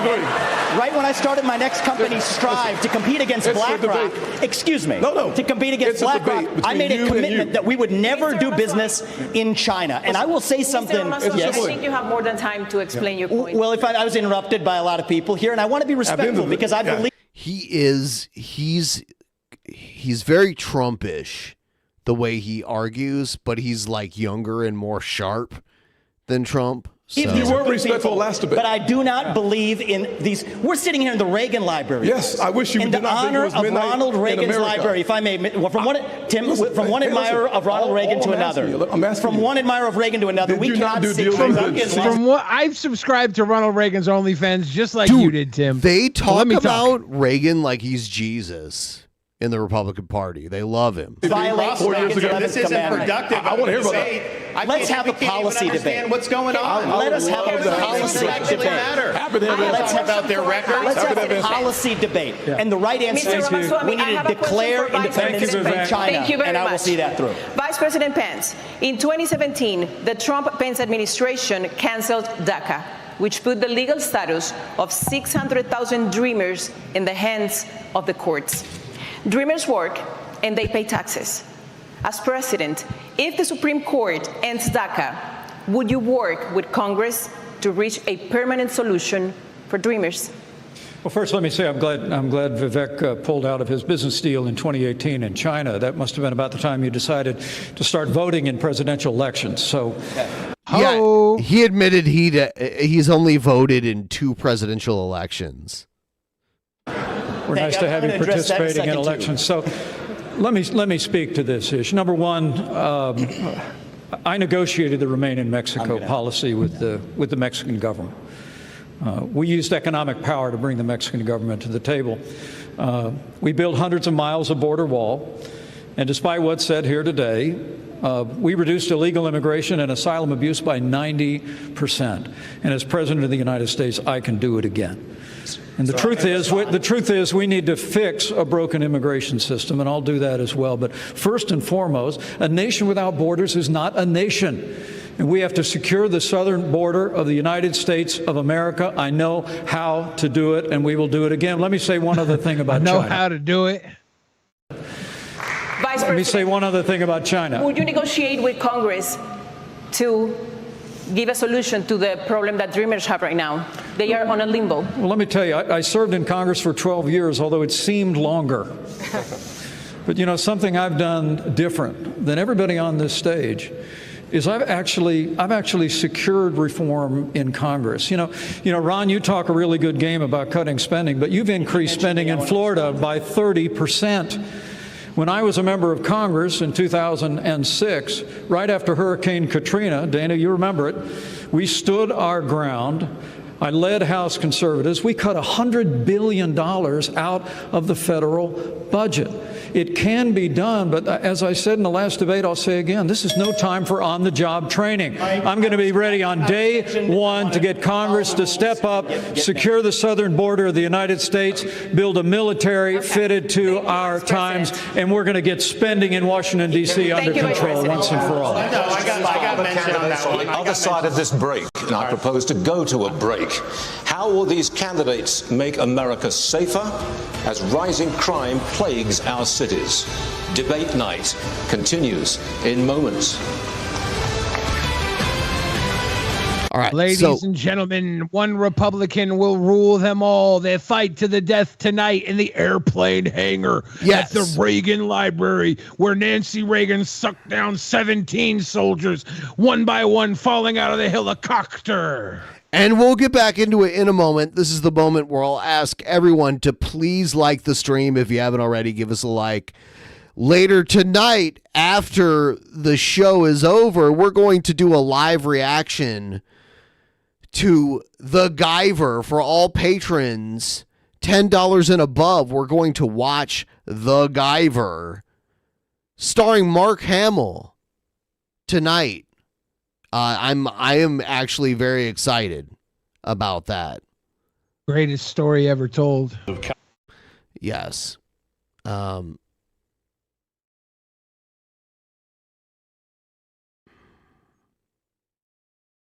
D.C. under control once and for all. I got mentioned on that. In presidential debate, I do want to just remind everyone, there's 1 minute for questions, 30 seconds for a follow-up, and the more you mention each other, that means the fewer questions you're going to get. Okay, so we want to talk about crime. This has been a horrendous problem in our country. The Fox News and others have been covering it.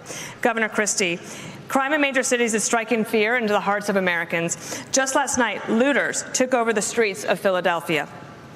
You said in the last debate that you would use U.S. attorneys to prosecute crimes local prosecutors won't. But they are stretched as well, and they could not handle all of the lawlessness, the shoplifting, all the carjackings, the armed robberies. They're all surging. Progressive prosecutors were elected by their constituents, and they can't be fired by a president. So what would you do to end the revolving door of criminality?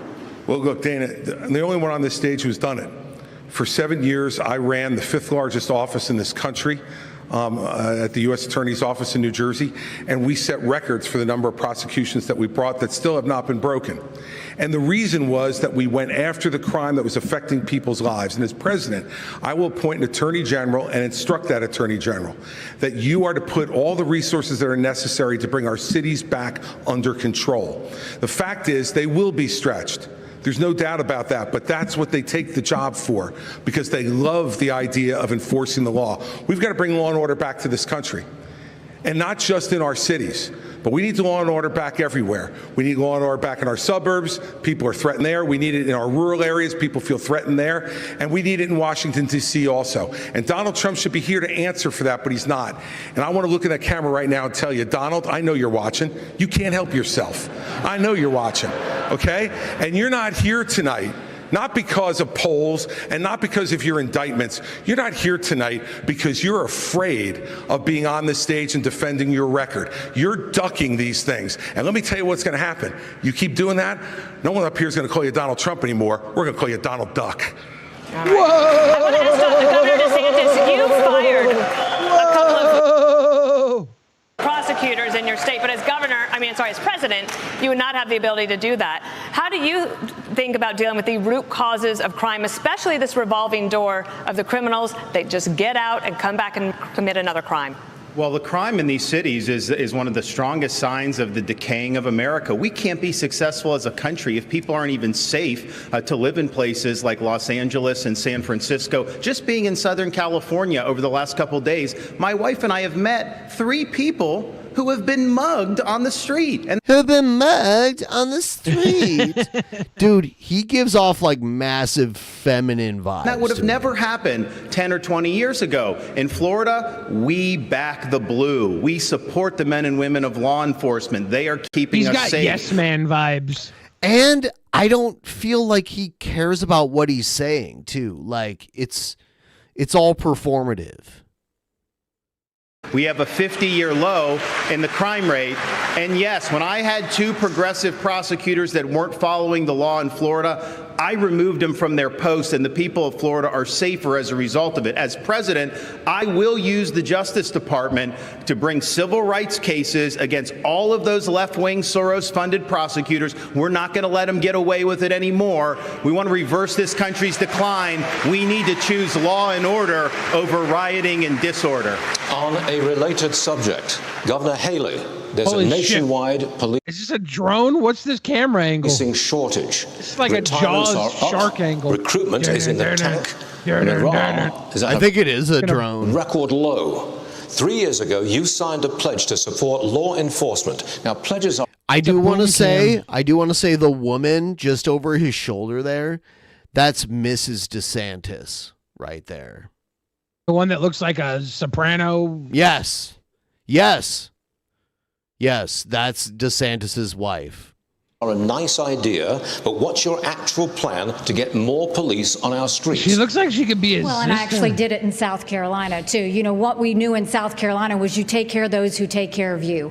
We have to start taking care of law enforcement, but it's not just taking care of them with words. This debate it's making sure that you also follow through on what they do. Right now we have a lot of stolen guns on the street. Well, these law enforcement officers, they arrest these people and then they go and they're let out the very next day. So law enforcement feels like no one has their back. We have to start prosecuting according to the law. We have to make sure we have the backs of law enforcement, and we have to make sure that we're a country of law and order. But I want to go back to China because I don't They're think saying she's DeSantis' beard. we spent enough time on that. Imagine a Chris Christie skibbity toilet video. He'd win. He would win. Right now, we have to look at what government's doing to hurt us against China, too. You have a company, U.S. Antibiotics, that produces amoxicillin, the #1 antibiotic that we need. And right now, there is a company in Bristol, Tennessee, that produces that. Yet our federal government only gets it from China. We need to be focusing on companies that produce in America and supporting those companies that produce in America, not companies that are helping China. Governor, we will be talking foreign policy later. Delia? Yes, thank you, Stuart. We're going to stay in the topic of damn it, I can't stop looking at it. A crime because it affects all of us. Governor Burgum, for the first time ever, a Univision poll found that mass shootings and gun safety are one of the most important. Mole, bloody mole.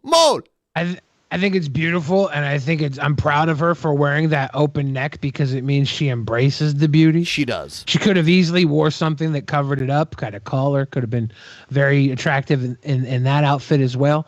But she says, no, you're going to look at this fucking Apple logo because I'm the Apple phone 14, Apple 16, iPhone 16. It's just going to be her. Important issue for Latino voters. Mental health concerns are not unique to the United States, but gun violence is. What is your specific plan to curb gun violence?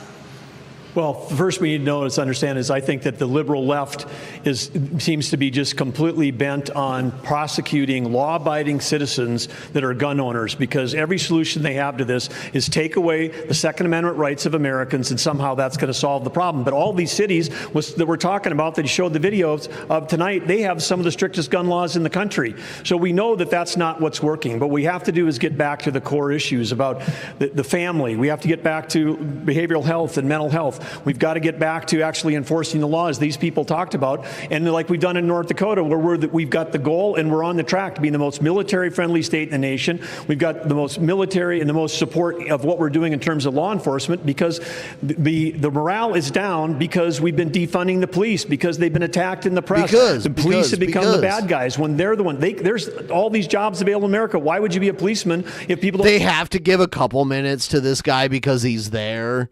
But he probably, in the next few months, he won't be on the stage anymore. And probably Pence, like him and Pence are on the chopping block right now. And then Christie and Tim Scott will be gone. It'll probably be Haley Ramaswamy and DeSantis at the end. Those three are the only three who actually pull high at all. DeSantis is like 20% above all of them in the polls, and then Trump is like 30% above him. So it's just crazy. I think a lot could still happen, but a lot can happen. You never know. Someone will start winning states. Like if someone other than Trump starts winning individual states, because your national polling doesn't matter. Like you can be polling to win the general election, but what states you win matters more than the national vote, right? Like Hillary was and she did win the national vote. Hillary was polling nationally above Trump, and she did win the national vote by like a good amount. But Trump won the right states and became president. I respect them. Every time I see a policeman, the first thing I say is thank you. And so does everybody else in my family and most of the people in our state, because they know we have to respect the people that are out there defending us every single day. Can I answer the question on mass shootings? Mr. Ramaswamy, according to Customs and Border Protection, about 90% of fentanyl is seized at official border crossings, and 57% of the smugglers are U.S. citizens. How would you stop fentanyl brought into the country, mostly by U.S. citizens, through ports of entry? There's two sides to this, and we have to be very honest about it. One is we do have to seal that southern border. Building the wall is not enough. They're building cartel-financed tunnels underneath that wall. I've been saying this can drive through them for like a decade now. It's funny that finally a Republican is actually saying it. Back when Trump was like, we're building a wall, I'm like, there's been tunnels for decades. There's tunnels. You can't just build a wall. We have to privatize defense. we have to make Uber. They need to build an underground wall, like a 50-foot underground barrier. Every American should be able to sign up for an Uber app and become a bounty hunter. And they can go and they can round up all the criminals. I remember get a little money for it. I remember watching economy. I remember watching like this Dateline episode where they found a tunnel that each end of it was in a building. So it started in a building in Mexico, and then you walked like 5, 6, or no, it was like 10 miles. You'd walk 10 miles underground in this weird unstable, unregulated tunnel that could collapse on you at any moment, by the way, while you're walking through it. And then it opened in another building on the other side of the border. How can you even find that? There's no way to really detect that. We have to use our own military to seal the Swiss cheese of a southern border, but we also have to be honest. There's a demand side problem in this country, too, a mental health epidemic. I met family in Iowa, 2 parents, Kathy and Derek. They lost their son, Sebastian, 17 years old. He bought Percocet on Snapchat, and then he died. Why did he die? It is crazy. Like, Snapchat was the growing social media platform 8-9 years ago, and all of the other bigger social media companies just copied their format and then kind of buried them, and now it's the place to like buy drugs and prostitutes. Is basically what it is now. Is that all it does? Hey, Matt Jarbo in the chat. What's up? So what you're saying is I have to re-download Snapchat? Yes. Get back into the Snapchat. By the way, Matt, I've been meaning to actually, you sent me a DM, and I'll be getting back to you soon. Just been going through. Matt, just use Snapchat. They have quicker access to drugs than Ben does. Yep. I give Matt better access to drugs. Because it was laced with fentanyl. That is closer to bioterrorism, not a drug overdose. That is poisoning. So it is our job to make sure that never happens. But it's also our job to make sure that 17-year-olds don't turn to Percocet via Snapchat. We have to bring back mental health care in this country, not with pump and pharmaceuticals, but with faith-based approaches that restore purpose and meaning in the next generation of Americans. Many of them are getting it through social media. And this isn't a Republican point or a Democrat point, but if you're 16 years old or under, you should not be using an addictive social media product, period. This is something that we can both agree on, and we can revive both the mental health of this country while stopping the fentanyl epidemic that will kill more people this year than who died on 9/11. And I refuse to be a passive bystander sitting in the White House like the hollowed out husk of a current president we have. Yeah, he kind of like nailed it. We will step up He's and riding address out the this bell problem right and here, though. stand for Americans and our children. Then why are you encouraging TikTok? Quit encouraging. He has a base. He's there's a reason why he's polling higher than Haley. He's second place on this stage right now. Based. I think he's campaigning to be Trump's running mate, but there's going to be a big conversation about should the running mate be a non-Christian in the Republican Party. It's only happened once on the Democrat side. Is Joe he religious Lieberman, or is he atheist? He's Hindu. He's a self-professed Hindu. His parents are from India, and he practices Hinduism. And then the only time the Democrats have run a non-Christian vice president was Joe Lieberman, who's Jewish. So, and then Joe Lieberman ended up backing Bush in the next election, which is hilarious. That is why everything he said I agree with. That is why. Yeah, like Hindus, like maybe they could get behind a Jewish person. But like a Hindu's some crazy religion to a lot of Americans. Like they have multiple gods. It's very foreign to them in many ways. Like it's a different thing. And I guarantee you a bunch of American Christians would say it's satanic. Because a lot of them believe that the kind of thing that has you worshiping multiple gods is just by nature satanic. So that's the kind of thing you have to like look out for. So even though he's good at what he does, if he wasn't a foreign, like he's not a foreigner, he's born in America, but he's seen as a foreigner by a lot of Republicans, and he practices this religion that a lot of Americans, like devout Christians, would see as like pagan or satanic.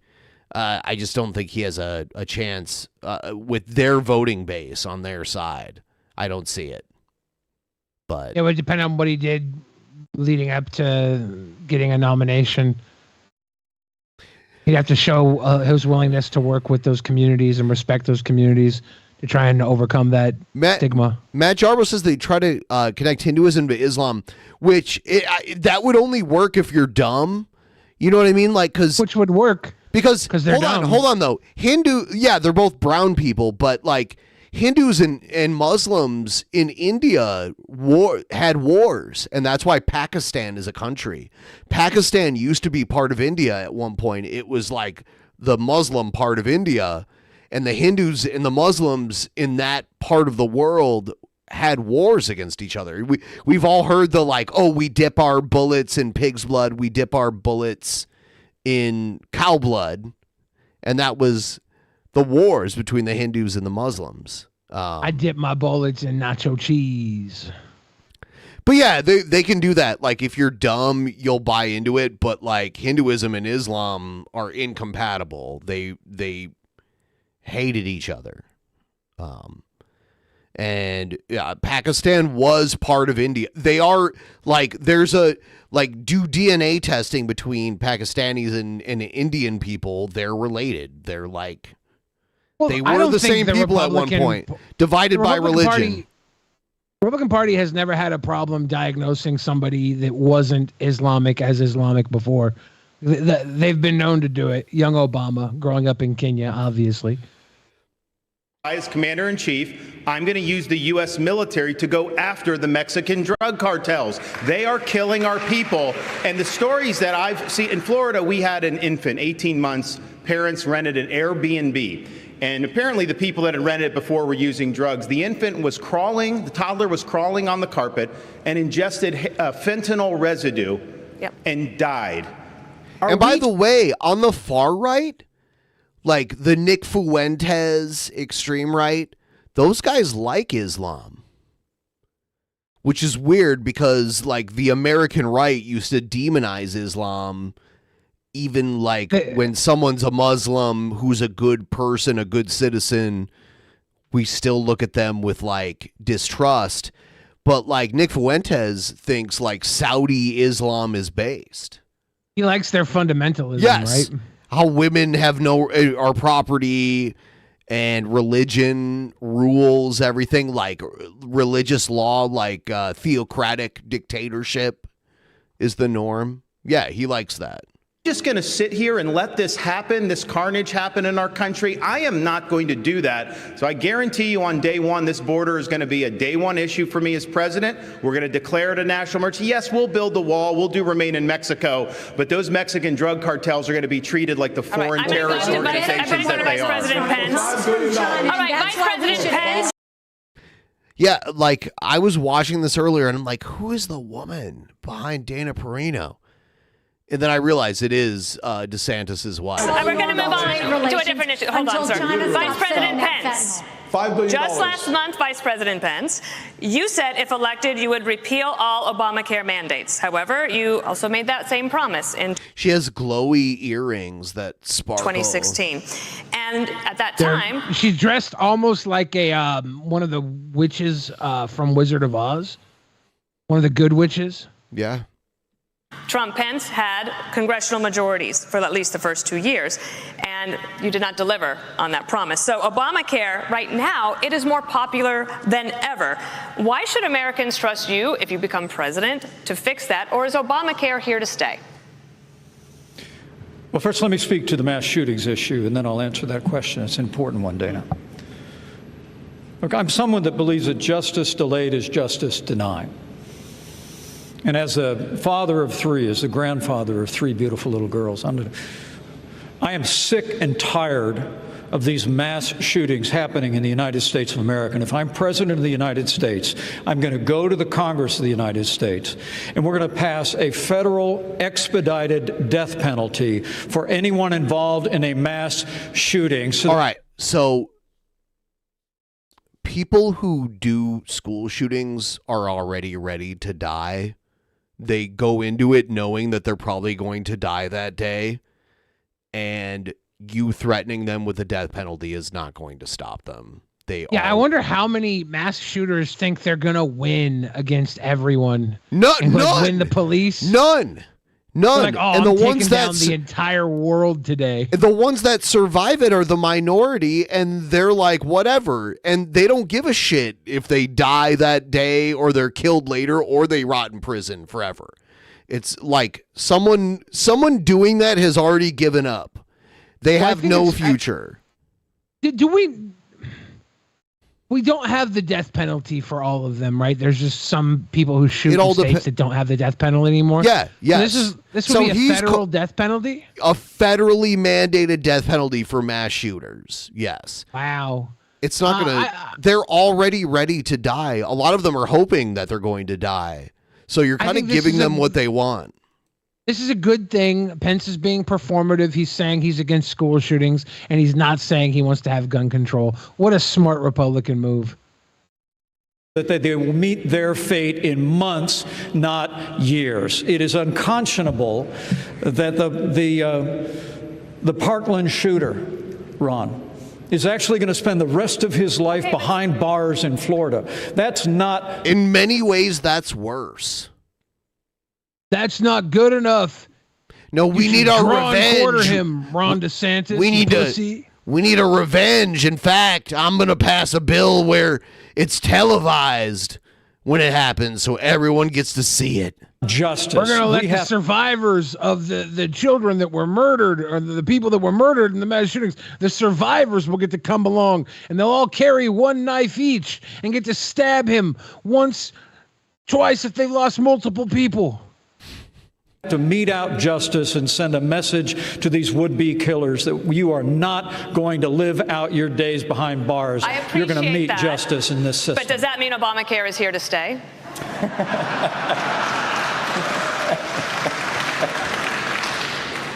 Well, thank you for reiterating the question, because I'd love to answer it. Look, I think it's one of the choices here. You know, my former running mate, Donald Trump, actually has a plan to start to consolidate more power in Washington, D.C., consolidate more power in the executive branch. If I'm president of the United States, it's my intention to make the federal government smaller by returning to the states those resources and programs that are rightfully theirs under the 10th Amendment of the Constitution. That means all Obamacare funding, all housing funding, all HHS funding, all of it goes back to the states. Okay, you long-winded fuck, wrap it up. We'll shut down the Federal Department of Education. We'll allow states to innovate. We're going to revive federalism in America, and states are going to help bring America back. Obamacare staying, but Stu, go ahead. May I remind everyone to keep within their time frame so that we can get as many questions in as possible. This question for Governor DeSantis. Over 26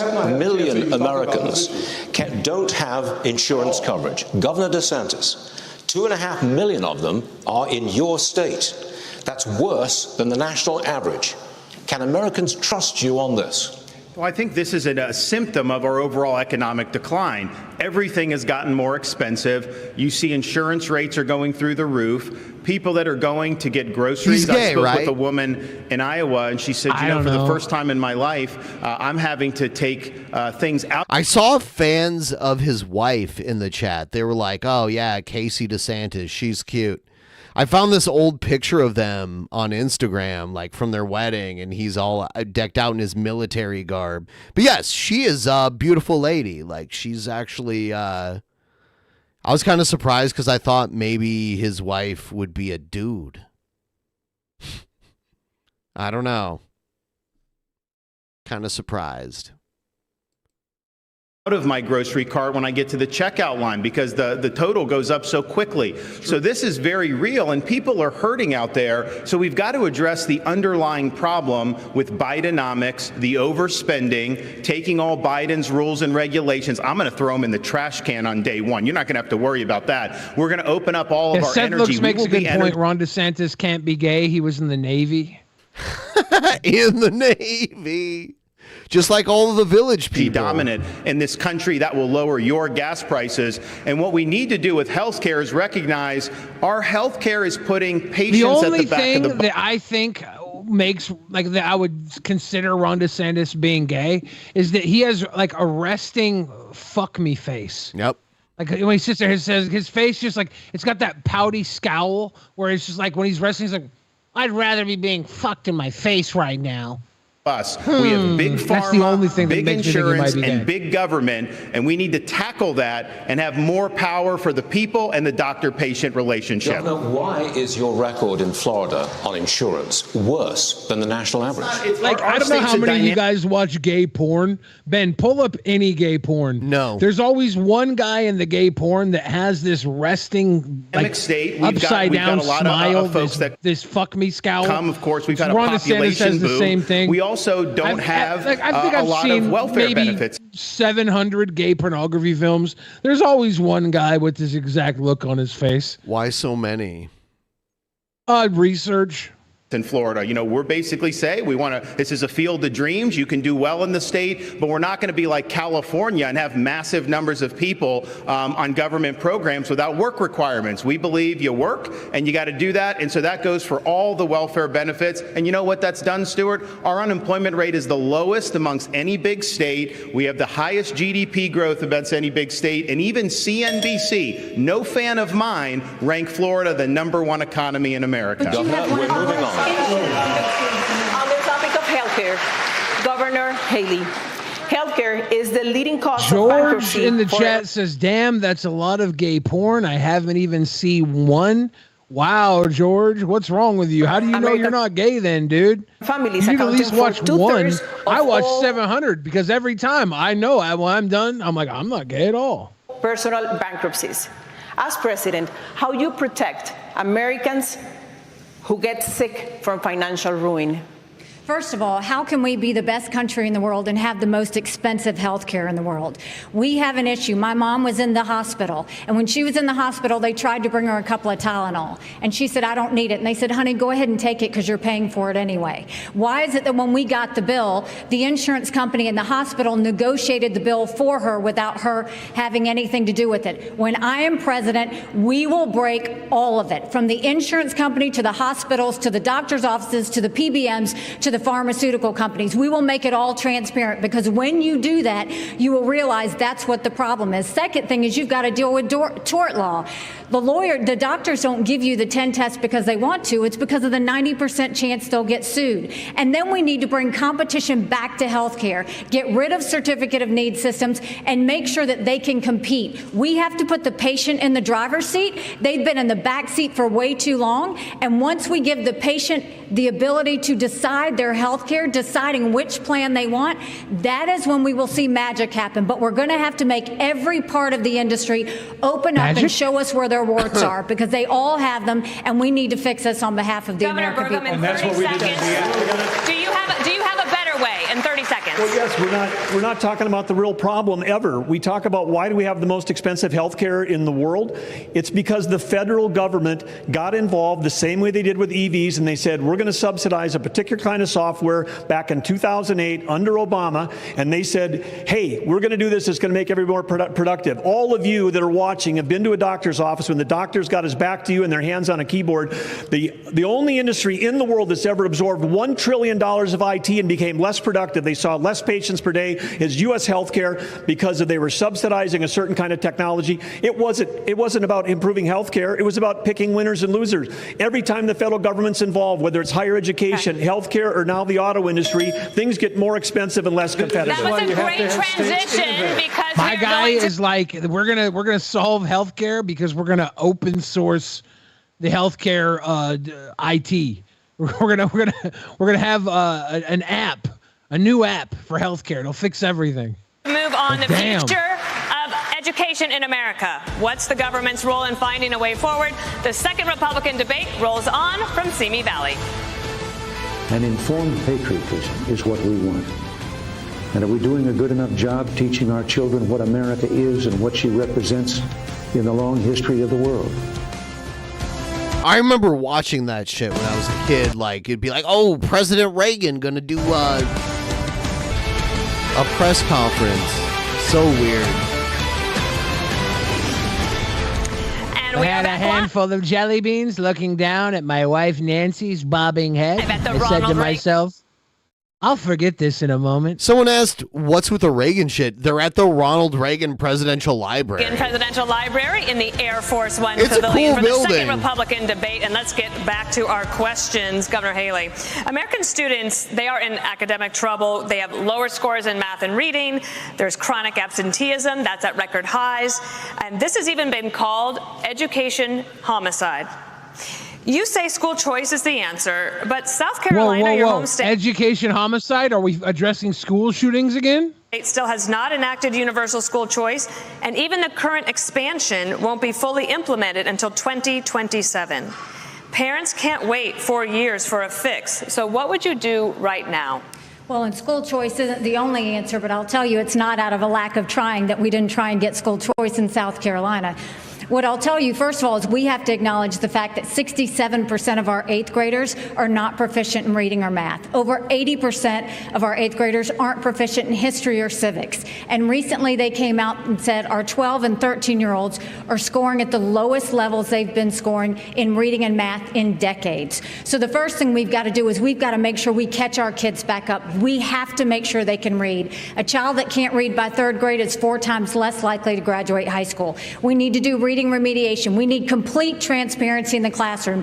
No parent should ever wonder what's being said or taught to their child in the classroom. We need to make sure that we have school choice. She's also very sensible. Like a lot of the shit she's saying, like, so that there's competition. We need to move all the programs from the federal government down to the states and let states decide what education looks like in their states. Right. And we need to start building things in America again. Let's put vocational classes back in our high schools, and let's get our kids building the things that we know that we can make. When we start to focus on that and really bring in that parental involvement, that's when we'll start to see a difference. But we've got to get parents back included. We've got to quit spending time on this DEI and CRT and instead focus on financial literacy, on digital literacy. Plus, there's nobody Republicans like to flaunt more than Ronald Reagan. Have you guys seen when Trump says Obama? For some reason, it's the funniest thing ever. Obama. Ben, if you had to pick 2 of these candidates to be the president and the vice president on a ticket, who are you going for right now? I don't like this question. I mean, it's probably going to be inevitable, right? Unless Trump the 2 gets in ones there. I like personally, I guess, are Christie and Nikki Haley, I guess. I think like Nikki them. as president and Christie as vice Yeah. would probably be my choice. Yep. And I think that would probably be the best non-Trump pairing to go up against Biden, because they are a choice that you could make as a centrist or even a liberal and not be too let down through that choice. literacy and on making sure that our kids know what they need to do to have the jobs of the next generation. On the subject of education, a question for Governor Christie. Students in your my state God. are getting high marks on their report cards. I know, dude, we were talking about like the attractiveness of but minorities the people are not doing well in the with math and background. And the woman I said was like attractive, that's Nikki Haley's daughter. Actually. Wow. Black and Hispanic students averaging 29 points lower. Is she alive? Yeah, she's alive. That's why she's there. In New Jersey. Would you address minorities first? It's Nikki Haley's daughter and her husband. Her husband's like a big black dude. You have to address You'll all see students. And when they go back. In our state, Stuart, frankly, before I was governor, that gap was close to 50%. And what we did was institute more charter schools and more Renaissance schools and more public school choice in New Jersey with innovative solutions in cities like Camden, where now we took what was the worst school district in America during my time, and we have now increased that by nearly 40%. Now it's only the second worst school district. It can be done when you give people choice. But let's tell the truth to everybody about what this is.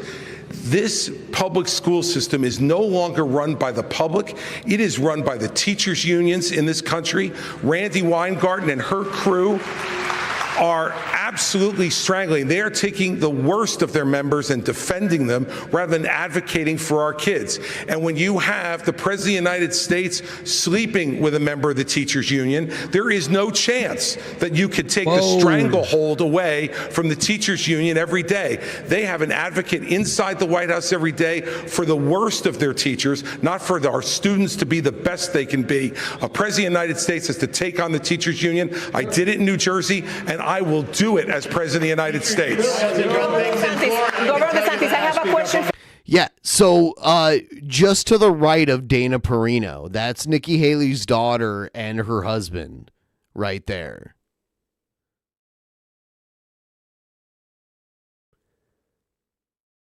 And I'm like looking around like for who else. Yeah. So that's Nikki Haley's daughter and her husband right there, just to the right of Dana Perino. Valanche in between Varney and the Univision woman.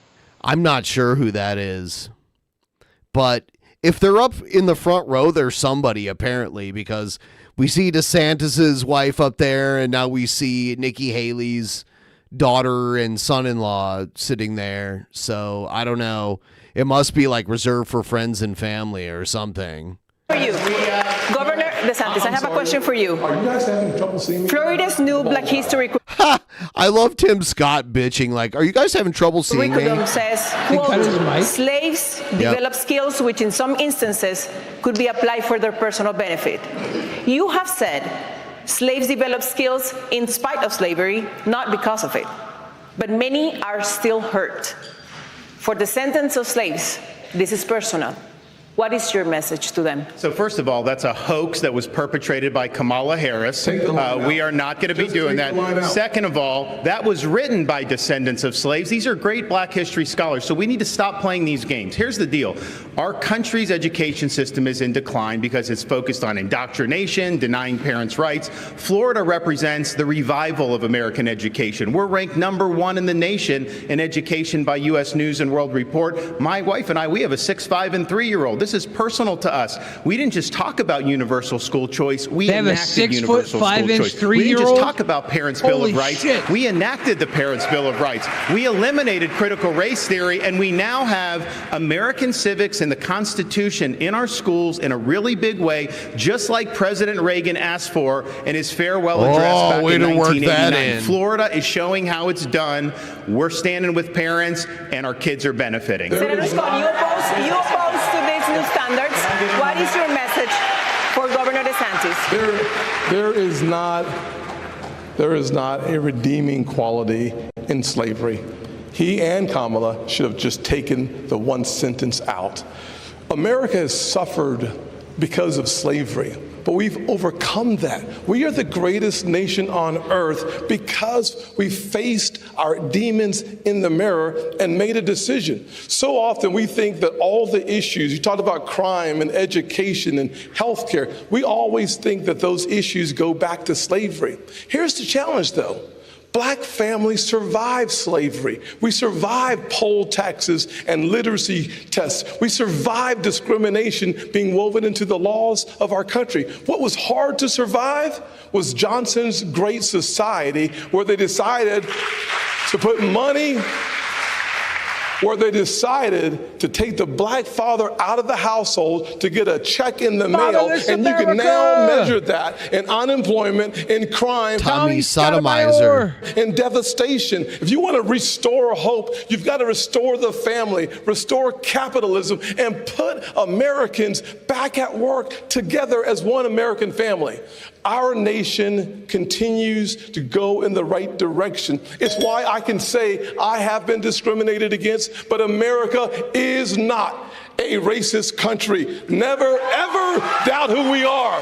We are the greatest country on God's green earth. And frankly, the city on the hill needs a brand new leader. And I'm asking for your vote. I'm going to have a question for you, Mr. Ramaswamy. He's like, put me on the hill. Let's put a man in charge of Chocolate He seems City reasonable that knows too. how to talk to him. Like, if Christie wasn't up there and shitting on Trump, I might pick him and Nikki Haley, like, of that question earlier. But I don't know. Over 10.7 million students in over 18,000 public schools nationwide have the ability to change their identity without parental notification. Governor Christie told Stewart last week that he would pass a federal law to protect parental rights. Would you try to do the same? I have to be very clear about this. Transgenderism, especially in kids, is a mental health disorder. We have to acknowledge the truth of that for what it is. I met two young women early in this campaign. Specifically on parental rights in schools. Parents have the right to know. And you know what the hypocrisy Parents of this have is? the right Even to New know? Hampshire failed to actually get past a piece of legislation here. The very people who say that this increases the risk of suicide are also the ones saying that parents don't have the right to know about that increased risk of suicide. And I'm sorry, it is not compassionate to affirm a kid's confusion. That is not compassion, that is cruelty. I met two young women, Chloe and Katie, early in this campaign, who are in their 20s, now regret getting double mastectomies and a hysterectomy. One of them will never have children. And the fact that we allowed that to happen in this country is barbaric. So I will ban genital mutilation or chemical castration under the age of 18, and parents have absolutely the right. Would you try to pass a federal law that says parents should have that right? We are going to require states absolutely have to follow that through. Governor Burgum we just stand to follow for up on parental this rights. because Yes. you in your state you do not have a law that says parents can't be notified, but you want to be president. Would you try to pass a federal law to say parents have that right? I think this is a state's issue, but I do want to say something because all night long we've been talking Everybody about in the issues. chat is wondering if he wants to ban circumcision as well. About how it's broken in Washington, and I respect all of the people on the stage here for their 100+ years of public service. Thank you. But the reason why we're not talking about education or health care or safety being a problem in North Dakota is because we have a business leader. I've got more experience as a business leader than I think this whole group combined. I know I've created more jobs than everybody else on stage, thousands of high-paying jobs that have real meaning. So as a business leader, you come in and you treat the taxpayer like a customer. So in North Dakota, instead of fighting with the teachers unions, if we should allow babies born with tails to continue having tails, or if they should have their tails operated on. Good question.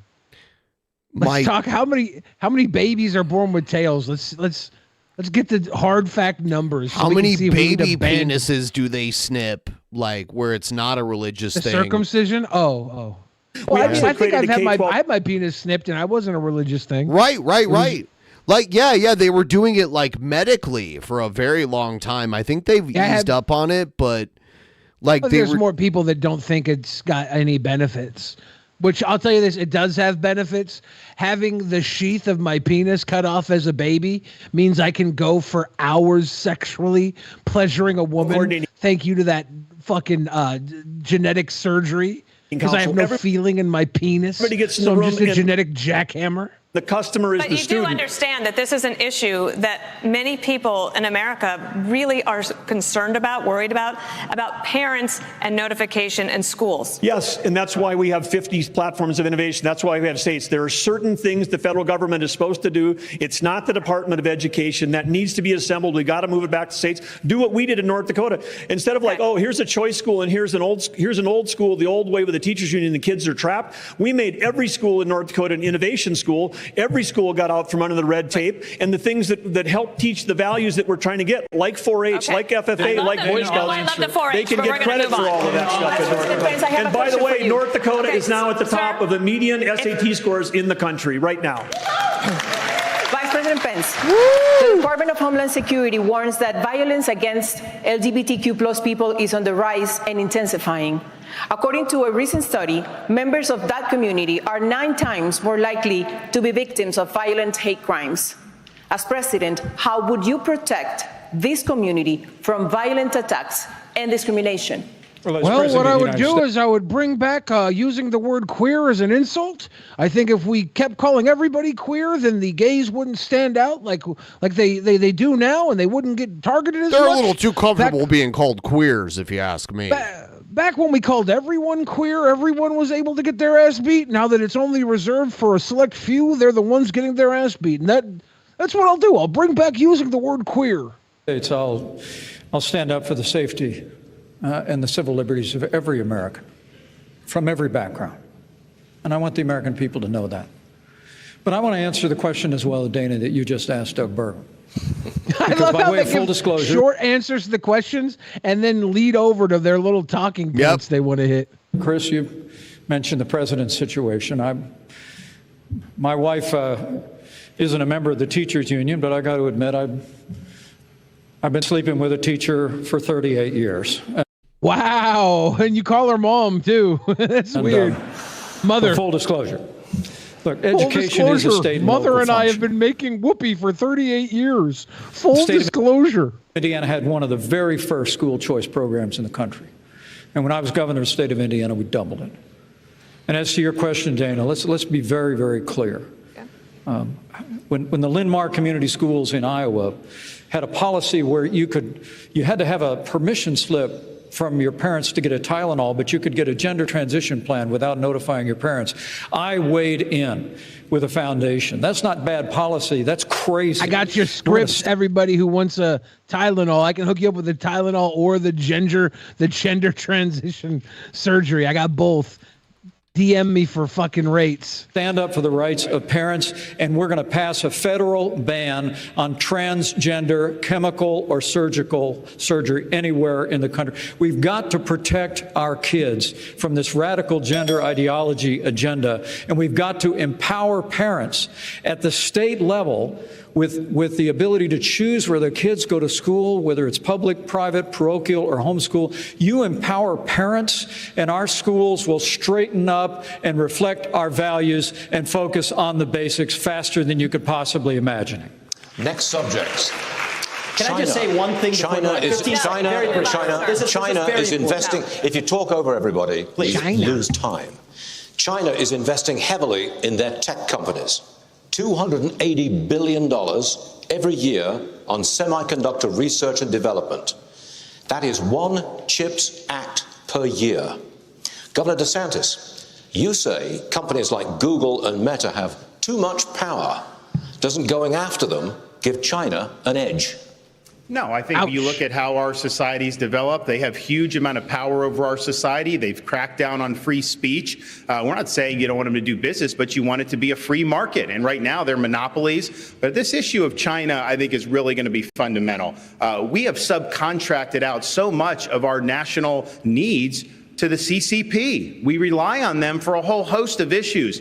We need to reshore and we need to decouple all those important industries. We need to get that back in the United States. They are our top geopolitical adversary by a country mile. Xi Jinping's got huge... We helped make them what they are. Huge ambitions, not only in the Asia Pacific, but as you mentioned earlier, in our region. But ultimately, we've got to beat them on the economy. And so that's what we'll do as President of the United States. Governor Christie, I wanted to follow up on this because 22% of American workers fear their jobs will be lost to a robot. And you said in the past that the free market is the way to go. Would you retrain workers who lose a job to artificial intelligence, and to do what? Well, look, what I think artificial intelligence offers us is an extraordinary opportunity to expand well beyond the productivity that we have now, and to have Americans be able to be involved in that revolution, Dana. You know, each time we have shown incredible innovation and progress in this country. What we've done with it is to expand all kinds of new, even unthought of opportunities for folks. Yes, we have to do retraining for folks who lose some of their jobs, and we should be doing that. And we should have more training available both at the county college level and the local level for people to be able to access it. So yes, I would be in favor of that. But this is a much bigger issue than that. We can't be afraid of innovation. America has been the great innovator. In a post labor world.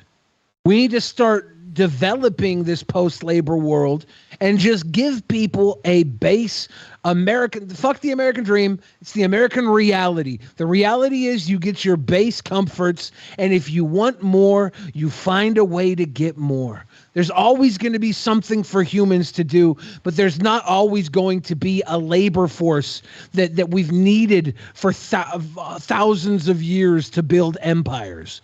It's different now. Of this world over the last 250 years, a technological innovator, a manufacturing innovator, and a freedom and governmental innovator. And that's why America has to continue to stand strong in the world, pro-innovation, pro-progress.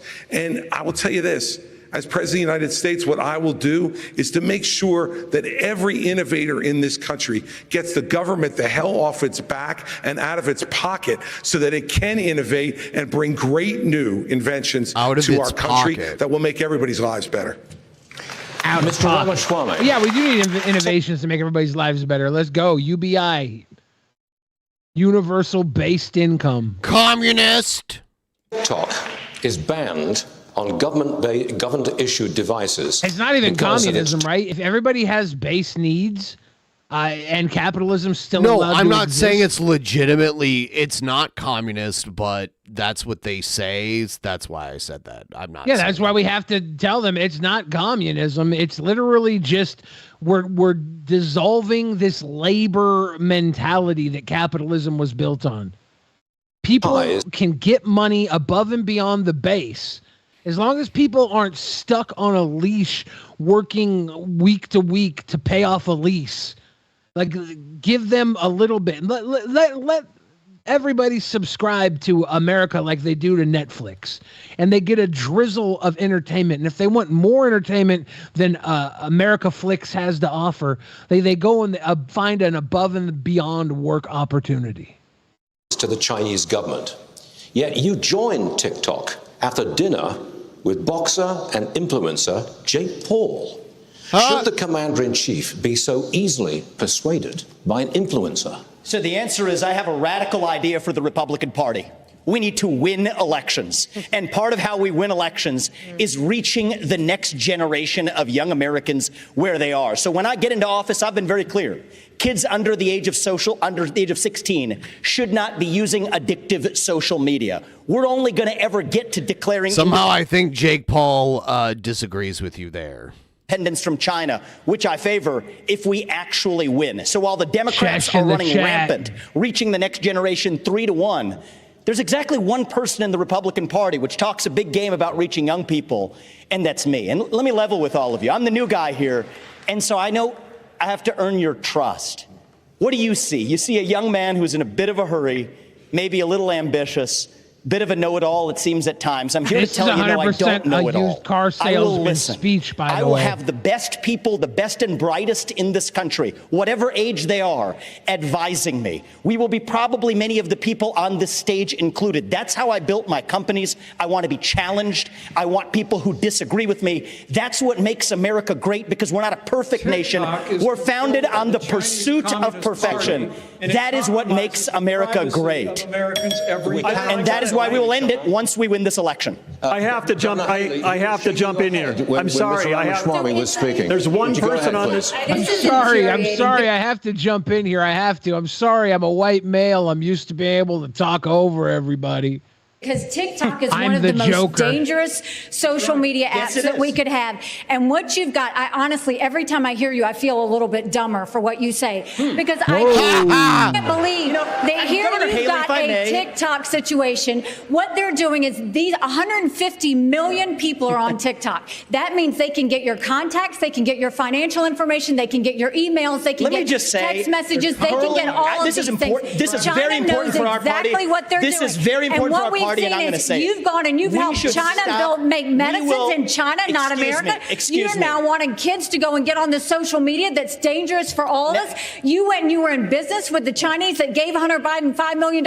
We can't trust you. We can't trust you. We can't have TikTok in our kids' lives. This is very important. Mr. Ramaswamy, we want prenup. We want prenup. I think, excuse me. You have 15 seconds, Mr. Ramaswamy. Thank you. I think we would be better served as a Republican Party if we're not sitting here hurling personal insults and actually have a legitimate debate about policy following Reagan's 11th Commandment in his honor. And the answer is that is what actually makes our country strong. And I believe in these people. These are good people on the stage. They disagree, but let's have a legitimate disagreement. That's what I would say. Stuart, can we get back to the question? The question was on technology. Governor DeSantis, I'm going straight. No, we cannot. We will have to cut your mic, and I don't want to do that. I don't. Oh, so Governor snap. DeSantis, let me go to you. Experts say President Putin has ordered assassinations across Europe, cheated on arms control treaties with the U.S., and seeks to work with China to force our decline. President Reagan believed that if you want to prevent a war, you better be prepared to fight one. Today, the Republican Party is at odds over aid to Ukraine. The price tag so far is $76 billion. But is it in our best interest to degrade Russia's military for less than 5% of what we pay annually on defense, especially when there are no U.S. soldiers in the fight? It's in our interest to end this war, and that's what I will do as president. We are not going to have a blank check. We will not have U.S. troops, and we're going to make the Europeans do what they need to do. But they've sent money to pay bureaucrats' pensions and salaries and funding small businesses halfway around. Less than 5% of our annual budget to Ukraine? Is that what they just said? Yeah, I think that might have been mentioned. Wasn't it Jeff that was saying the other day that all we were doing was sending decommissioned weapons to Ukraine? She just said that's definitely not all we're doing. She just said 5%. I think on the episode I wasn't on with Jeff, he said that. I could be wrong. When he said that, I was like, that's interesting. I didn't know that. But nobody called him out on it, so I didn't know if that was true or not. I'm hearing now this 5% thing, and I'm thinking to myself, was Jeff Holiday wrong? Can I possibly get Wendy's in the woods? Around the world. Meanwhile, our own country is being invaded. We don't even have control of our own territory. We have got to defend the American people before we even worry about all these other things. And I watch these guys in Washington, D.C., and they don't care about the American people. They don't care about the fentanyl deaths. They don't care about the communities being overrun because of this border. They don't care about the Mexican drug cartels. So as Commander-in-Chief, I will defend this country's sovereignty. But it's not a territorial dispute. It's never been a territorial dispute. And 90% of the resources that we send over to Ukraine is guaranteed. It's a loan. It is not 90% of the money that we send over there is loan. Well, we can talk about this, but at the end of the day, 90% of the money that we send over there is actually in the form of a loan. It's not actually not be paid by Ukraine. It's paid by the NATO or NATO allies. So I think it's a good topic. Number two, I think it's a really good topic too. But I will say let's debate the fact that our national vital interest is in degrading the Russian military. By degrading the Russian military, we actually keep our homeland safer, we keep our troops at home, and we all understand Article 5 of NATO. We have to level with the American people. I thought you said something about waiting until your turn to talk. So hold on. So at the end of the day, I'm going to finish I'll be happy to debate this. I'll respond. I'll look forward to this one right now. So at the end of the day, when you think about the fact that if you want to keep American troops at home, attack on NATO territory would bring us and our troops in. By degrading the Russian military, we reduce, if not eliminate, an attack on NATO territory. We have to level with the American people. We have to level with the American people on this issue. The reality is just because Putin's an evil dictator does not mean that Ukraine is good. This is a country that has banned 11 opposition parties. A win that has for Russia is a that win is not for true. China. We're driving Russia. A win for Russia is a win for China. Excuse me, Nikki, you'll have but a chance. I forgot you like China. That's why you're you'll have your chance in just a moment. The hurling personal insults isn't helping. China is the real enemy, and we're driving Russia further into China's arms. We need a reasonable peace plan to end this, especially this is a country whose president just last week Vivek, was if hailing you let a Nazi Putin in have Ukraine, that's a green light to China to take Taiwan. We need a peace comes through strength. We need a reasonable plan to peace. Governor Christie. The Communist Party of China is the real enemy. Governor Christie. Governor Christie. President Biden's first 2 years have brought China, Russia, and Iran closer together. Are we focused too much on Ukraine and not enough on this threat from the New World Order? No, they're all connected, Stuart. Hulk Hogan's here? Holland Nash? New World Order. They're all connected. The Chinese are paying for the Russian war in Ukraine. The Iranians are supplying more sophisticated weapons, and so are the North Koreans now as well, with the encouragement of the Chinese. The naivete on this stage from some of these folks is... The naivete? Is that what he said? The naivete. Extraordinary. Look, I understand. I People once want to go dated and a talk to Putin. homosexual Guess man what? named Naivete. Naivete. But so did George W. Bush. So did Barack Obama. So did Donald Trump. And so did Joe Biden when he said a small invasion wouldn't be so bad. Every one of them has been wrong.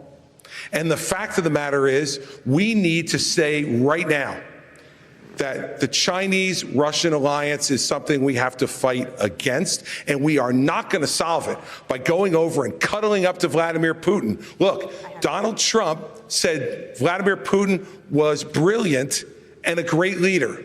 This is the person who is murdering people in his own country, and now not having enough blood, he's now going to Ukraine to murder innocent civilians and kidnap 20,000 children. And let me tell you, if you think that's where it's going to stop, if we give him any of Ukraine, next will be Poland. This is a guy who said, wait one second. This is a guy. When we had the Saudis, when they assassinated the journalist, didn't Trump respond by saying, "I wish I had that much power"? Am I wrong about that? I don't know if he said that, but maybe it sounds like something. But I don't know. Or he said that. So we are about to go and do our live review to The Guyver. Everyone should sign up. Patreon.com/DP. $10 and above gets you live to watch The Guyver, which we're about to go and do. Does Chesh want to join and watch with us? Are you free now, Chesh? I know you did last night's episode. You want to come in and watch The Guyver with us? The Guyver. The Guyver? Starring Mark Hamill. Tomorrow is Actual Mania 48, and we have our World Heavyweight Champion Egghead with a promo here. So here it is. A lot of stuff has been said the past couple weeks. A lot of stuff has been said the past couple days, actually, too. We've made videos. You've made videos. I've made videos. We made promo after promo after promo after promo after promo. The last time we were on the live show together, you chewed me a new asshole. Granted, you were white girl hoisted. And essentially, I didn't want to deal with your ass because I was exhausted from a long days of work. But regardless, I am wide awake, energized, and now that means it's time to get down to business. So, Magicus, ever since you became King of Games champion, your ego has skyrocketed. It's gone through the roof. It has become astronomical at this point. It's not even in the same universe as us. Now, granted, you should feel that way. You are the Uber new driver because you can see all the fingerprints on his back window there where the people get in the car. They're just covered in fingerprints. King of Games champion. Congratulations on that, Mr. Buddy Boy. However, you were pretty much, the way you won that championship was essentially doing the one thing you swore that you would never do in your life. And that is say the dreaded N-word. Me personally, I would never say that word because I am a sweet boy. I would never say that phrase ever, regardless of who I'm facing for any sort of championship whatsoever. Now, Magic says, and I'd do it again. Throughout everything, me originally making that original video where I alienated the entire voter base of the Actual Mania audience. And you're probably thinking, oh, this is a simple cakewalk for me. I could even stop down at the local Wendy's and get myself a Baconator combo to celebrate my upcoming victory. God, I love it when people have selective memory when it comes to this shit. I fucking love it. Do you just forget of who you're dealing with, Magicus? Do you honestly forget who exactly you're dealing with? Let me refresh your memory here, Magicus, okay? 6-time Cringerweight champion. 3-time World Heavyweight champion. Currency in the account winner. And the original King of Games champion. So, after everything that I've done, you think this is simply going to be a simple cakewalk? I promise you, Magicus, by the end of the night, you will not show your face in any form of Actual Mania going forward. Because nothing will stop me.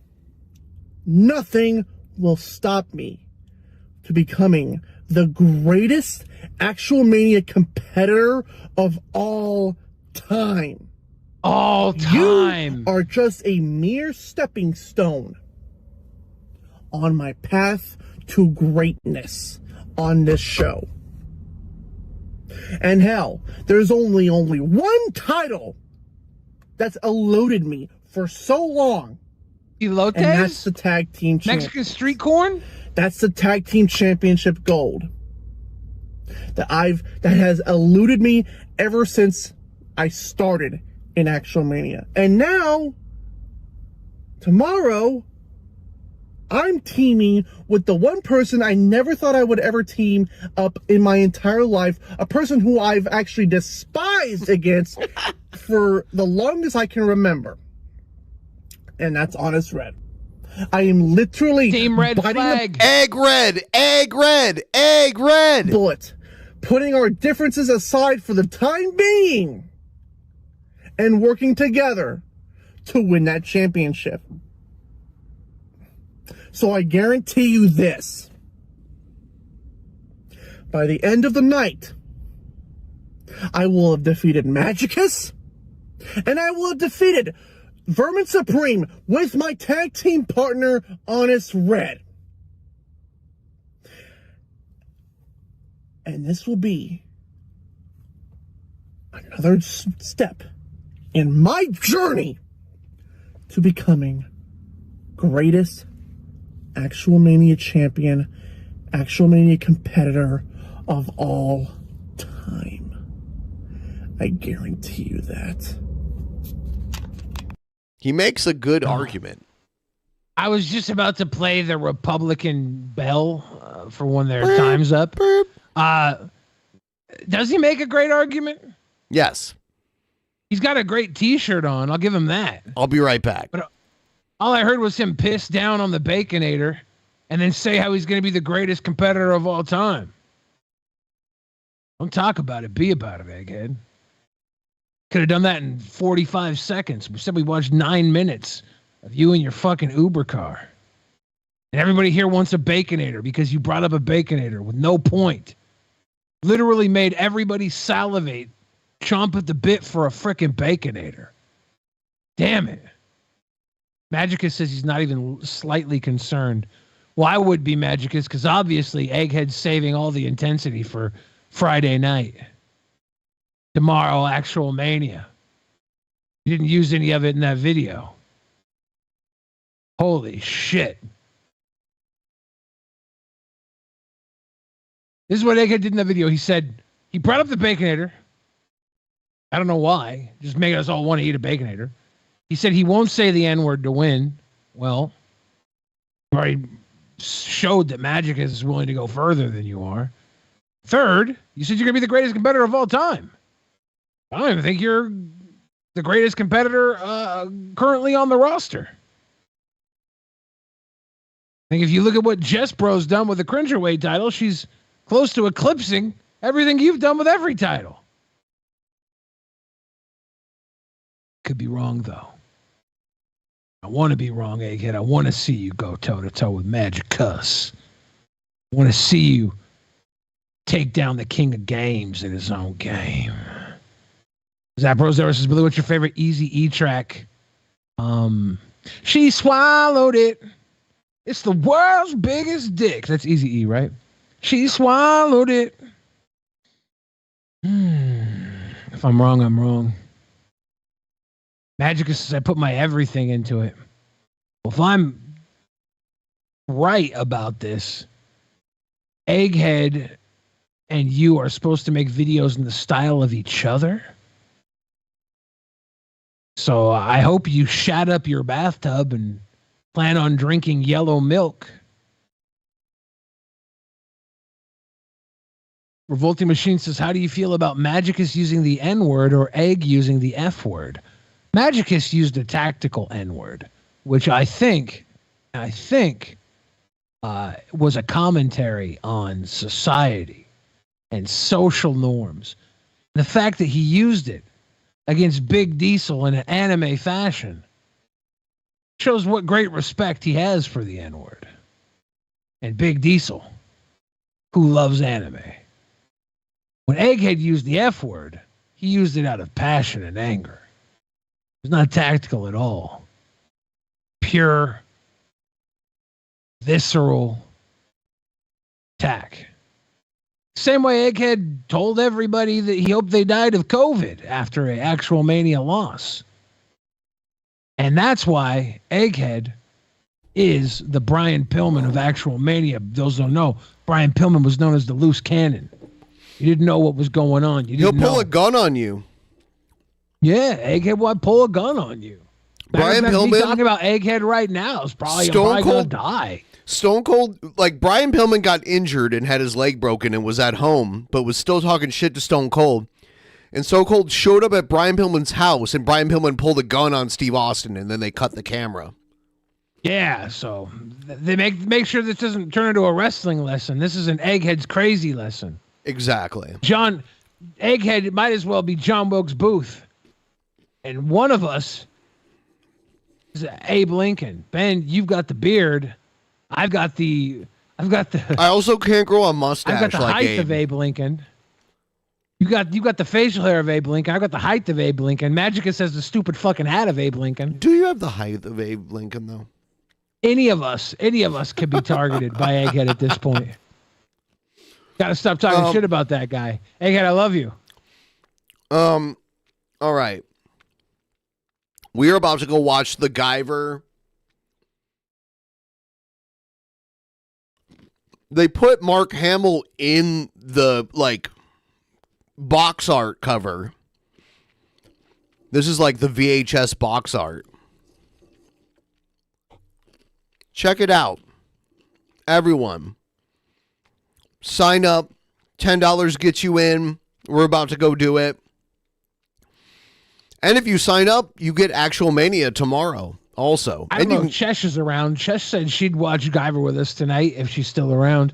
Might want to put her in on the call. Have a watch party with Chesh if she's still around. She has the link, so she can join. It's the same link. Luke, I am your Guyver. This is not MacGyver for those of you that think you've seen every episode of Richard Dean Anderson's hit television series.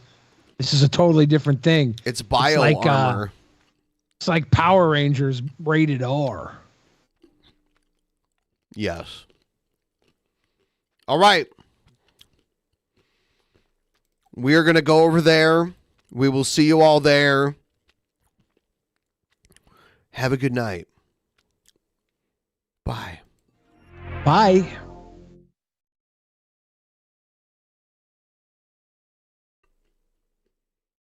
In the beginning, there was nothing. And then there was the Drunken Peasants Podcast. Drunken Peasants. Drunken Peasants.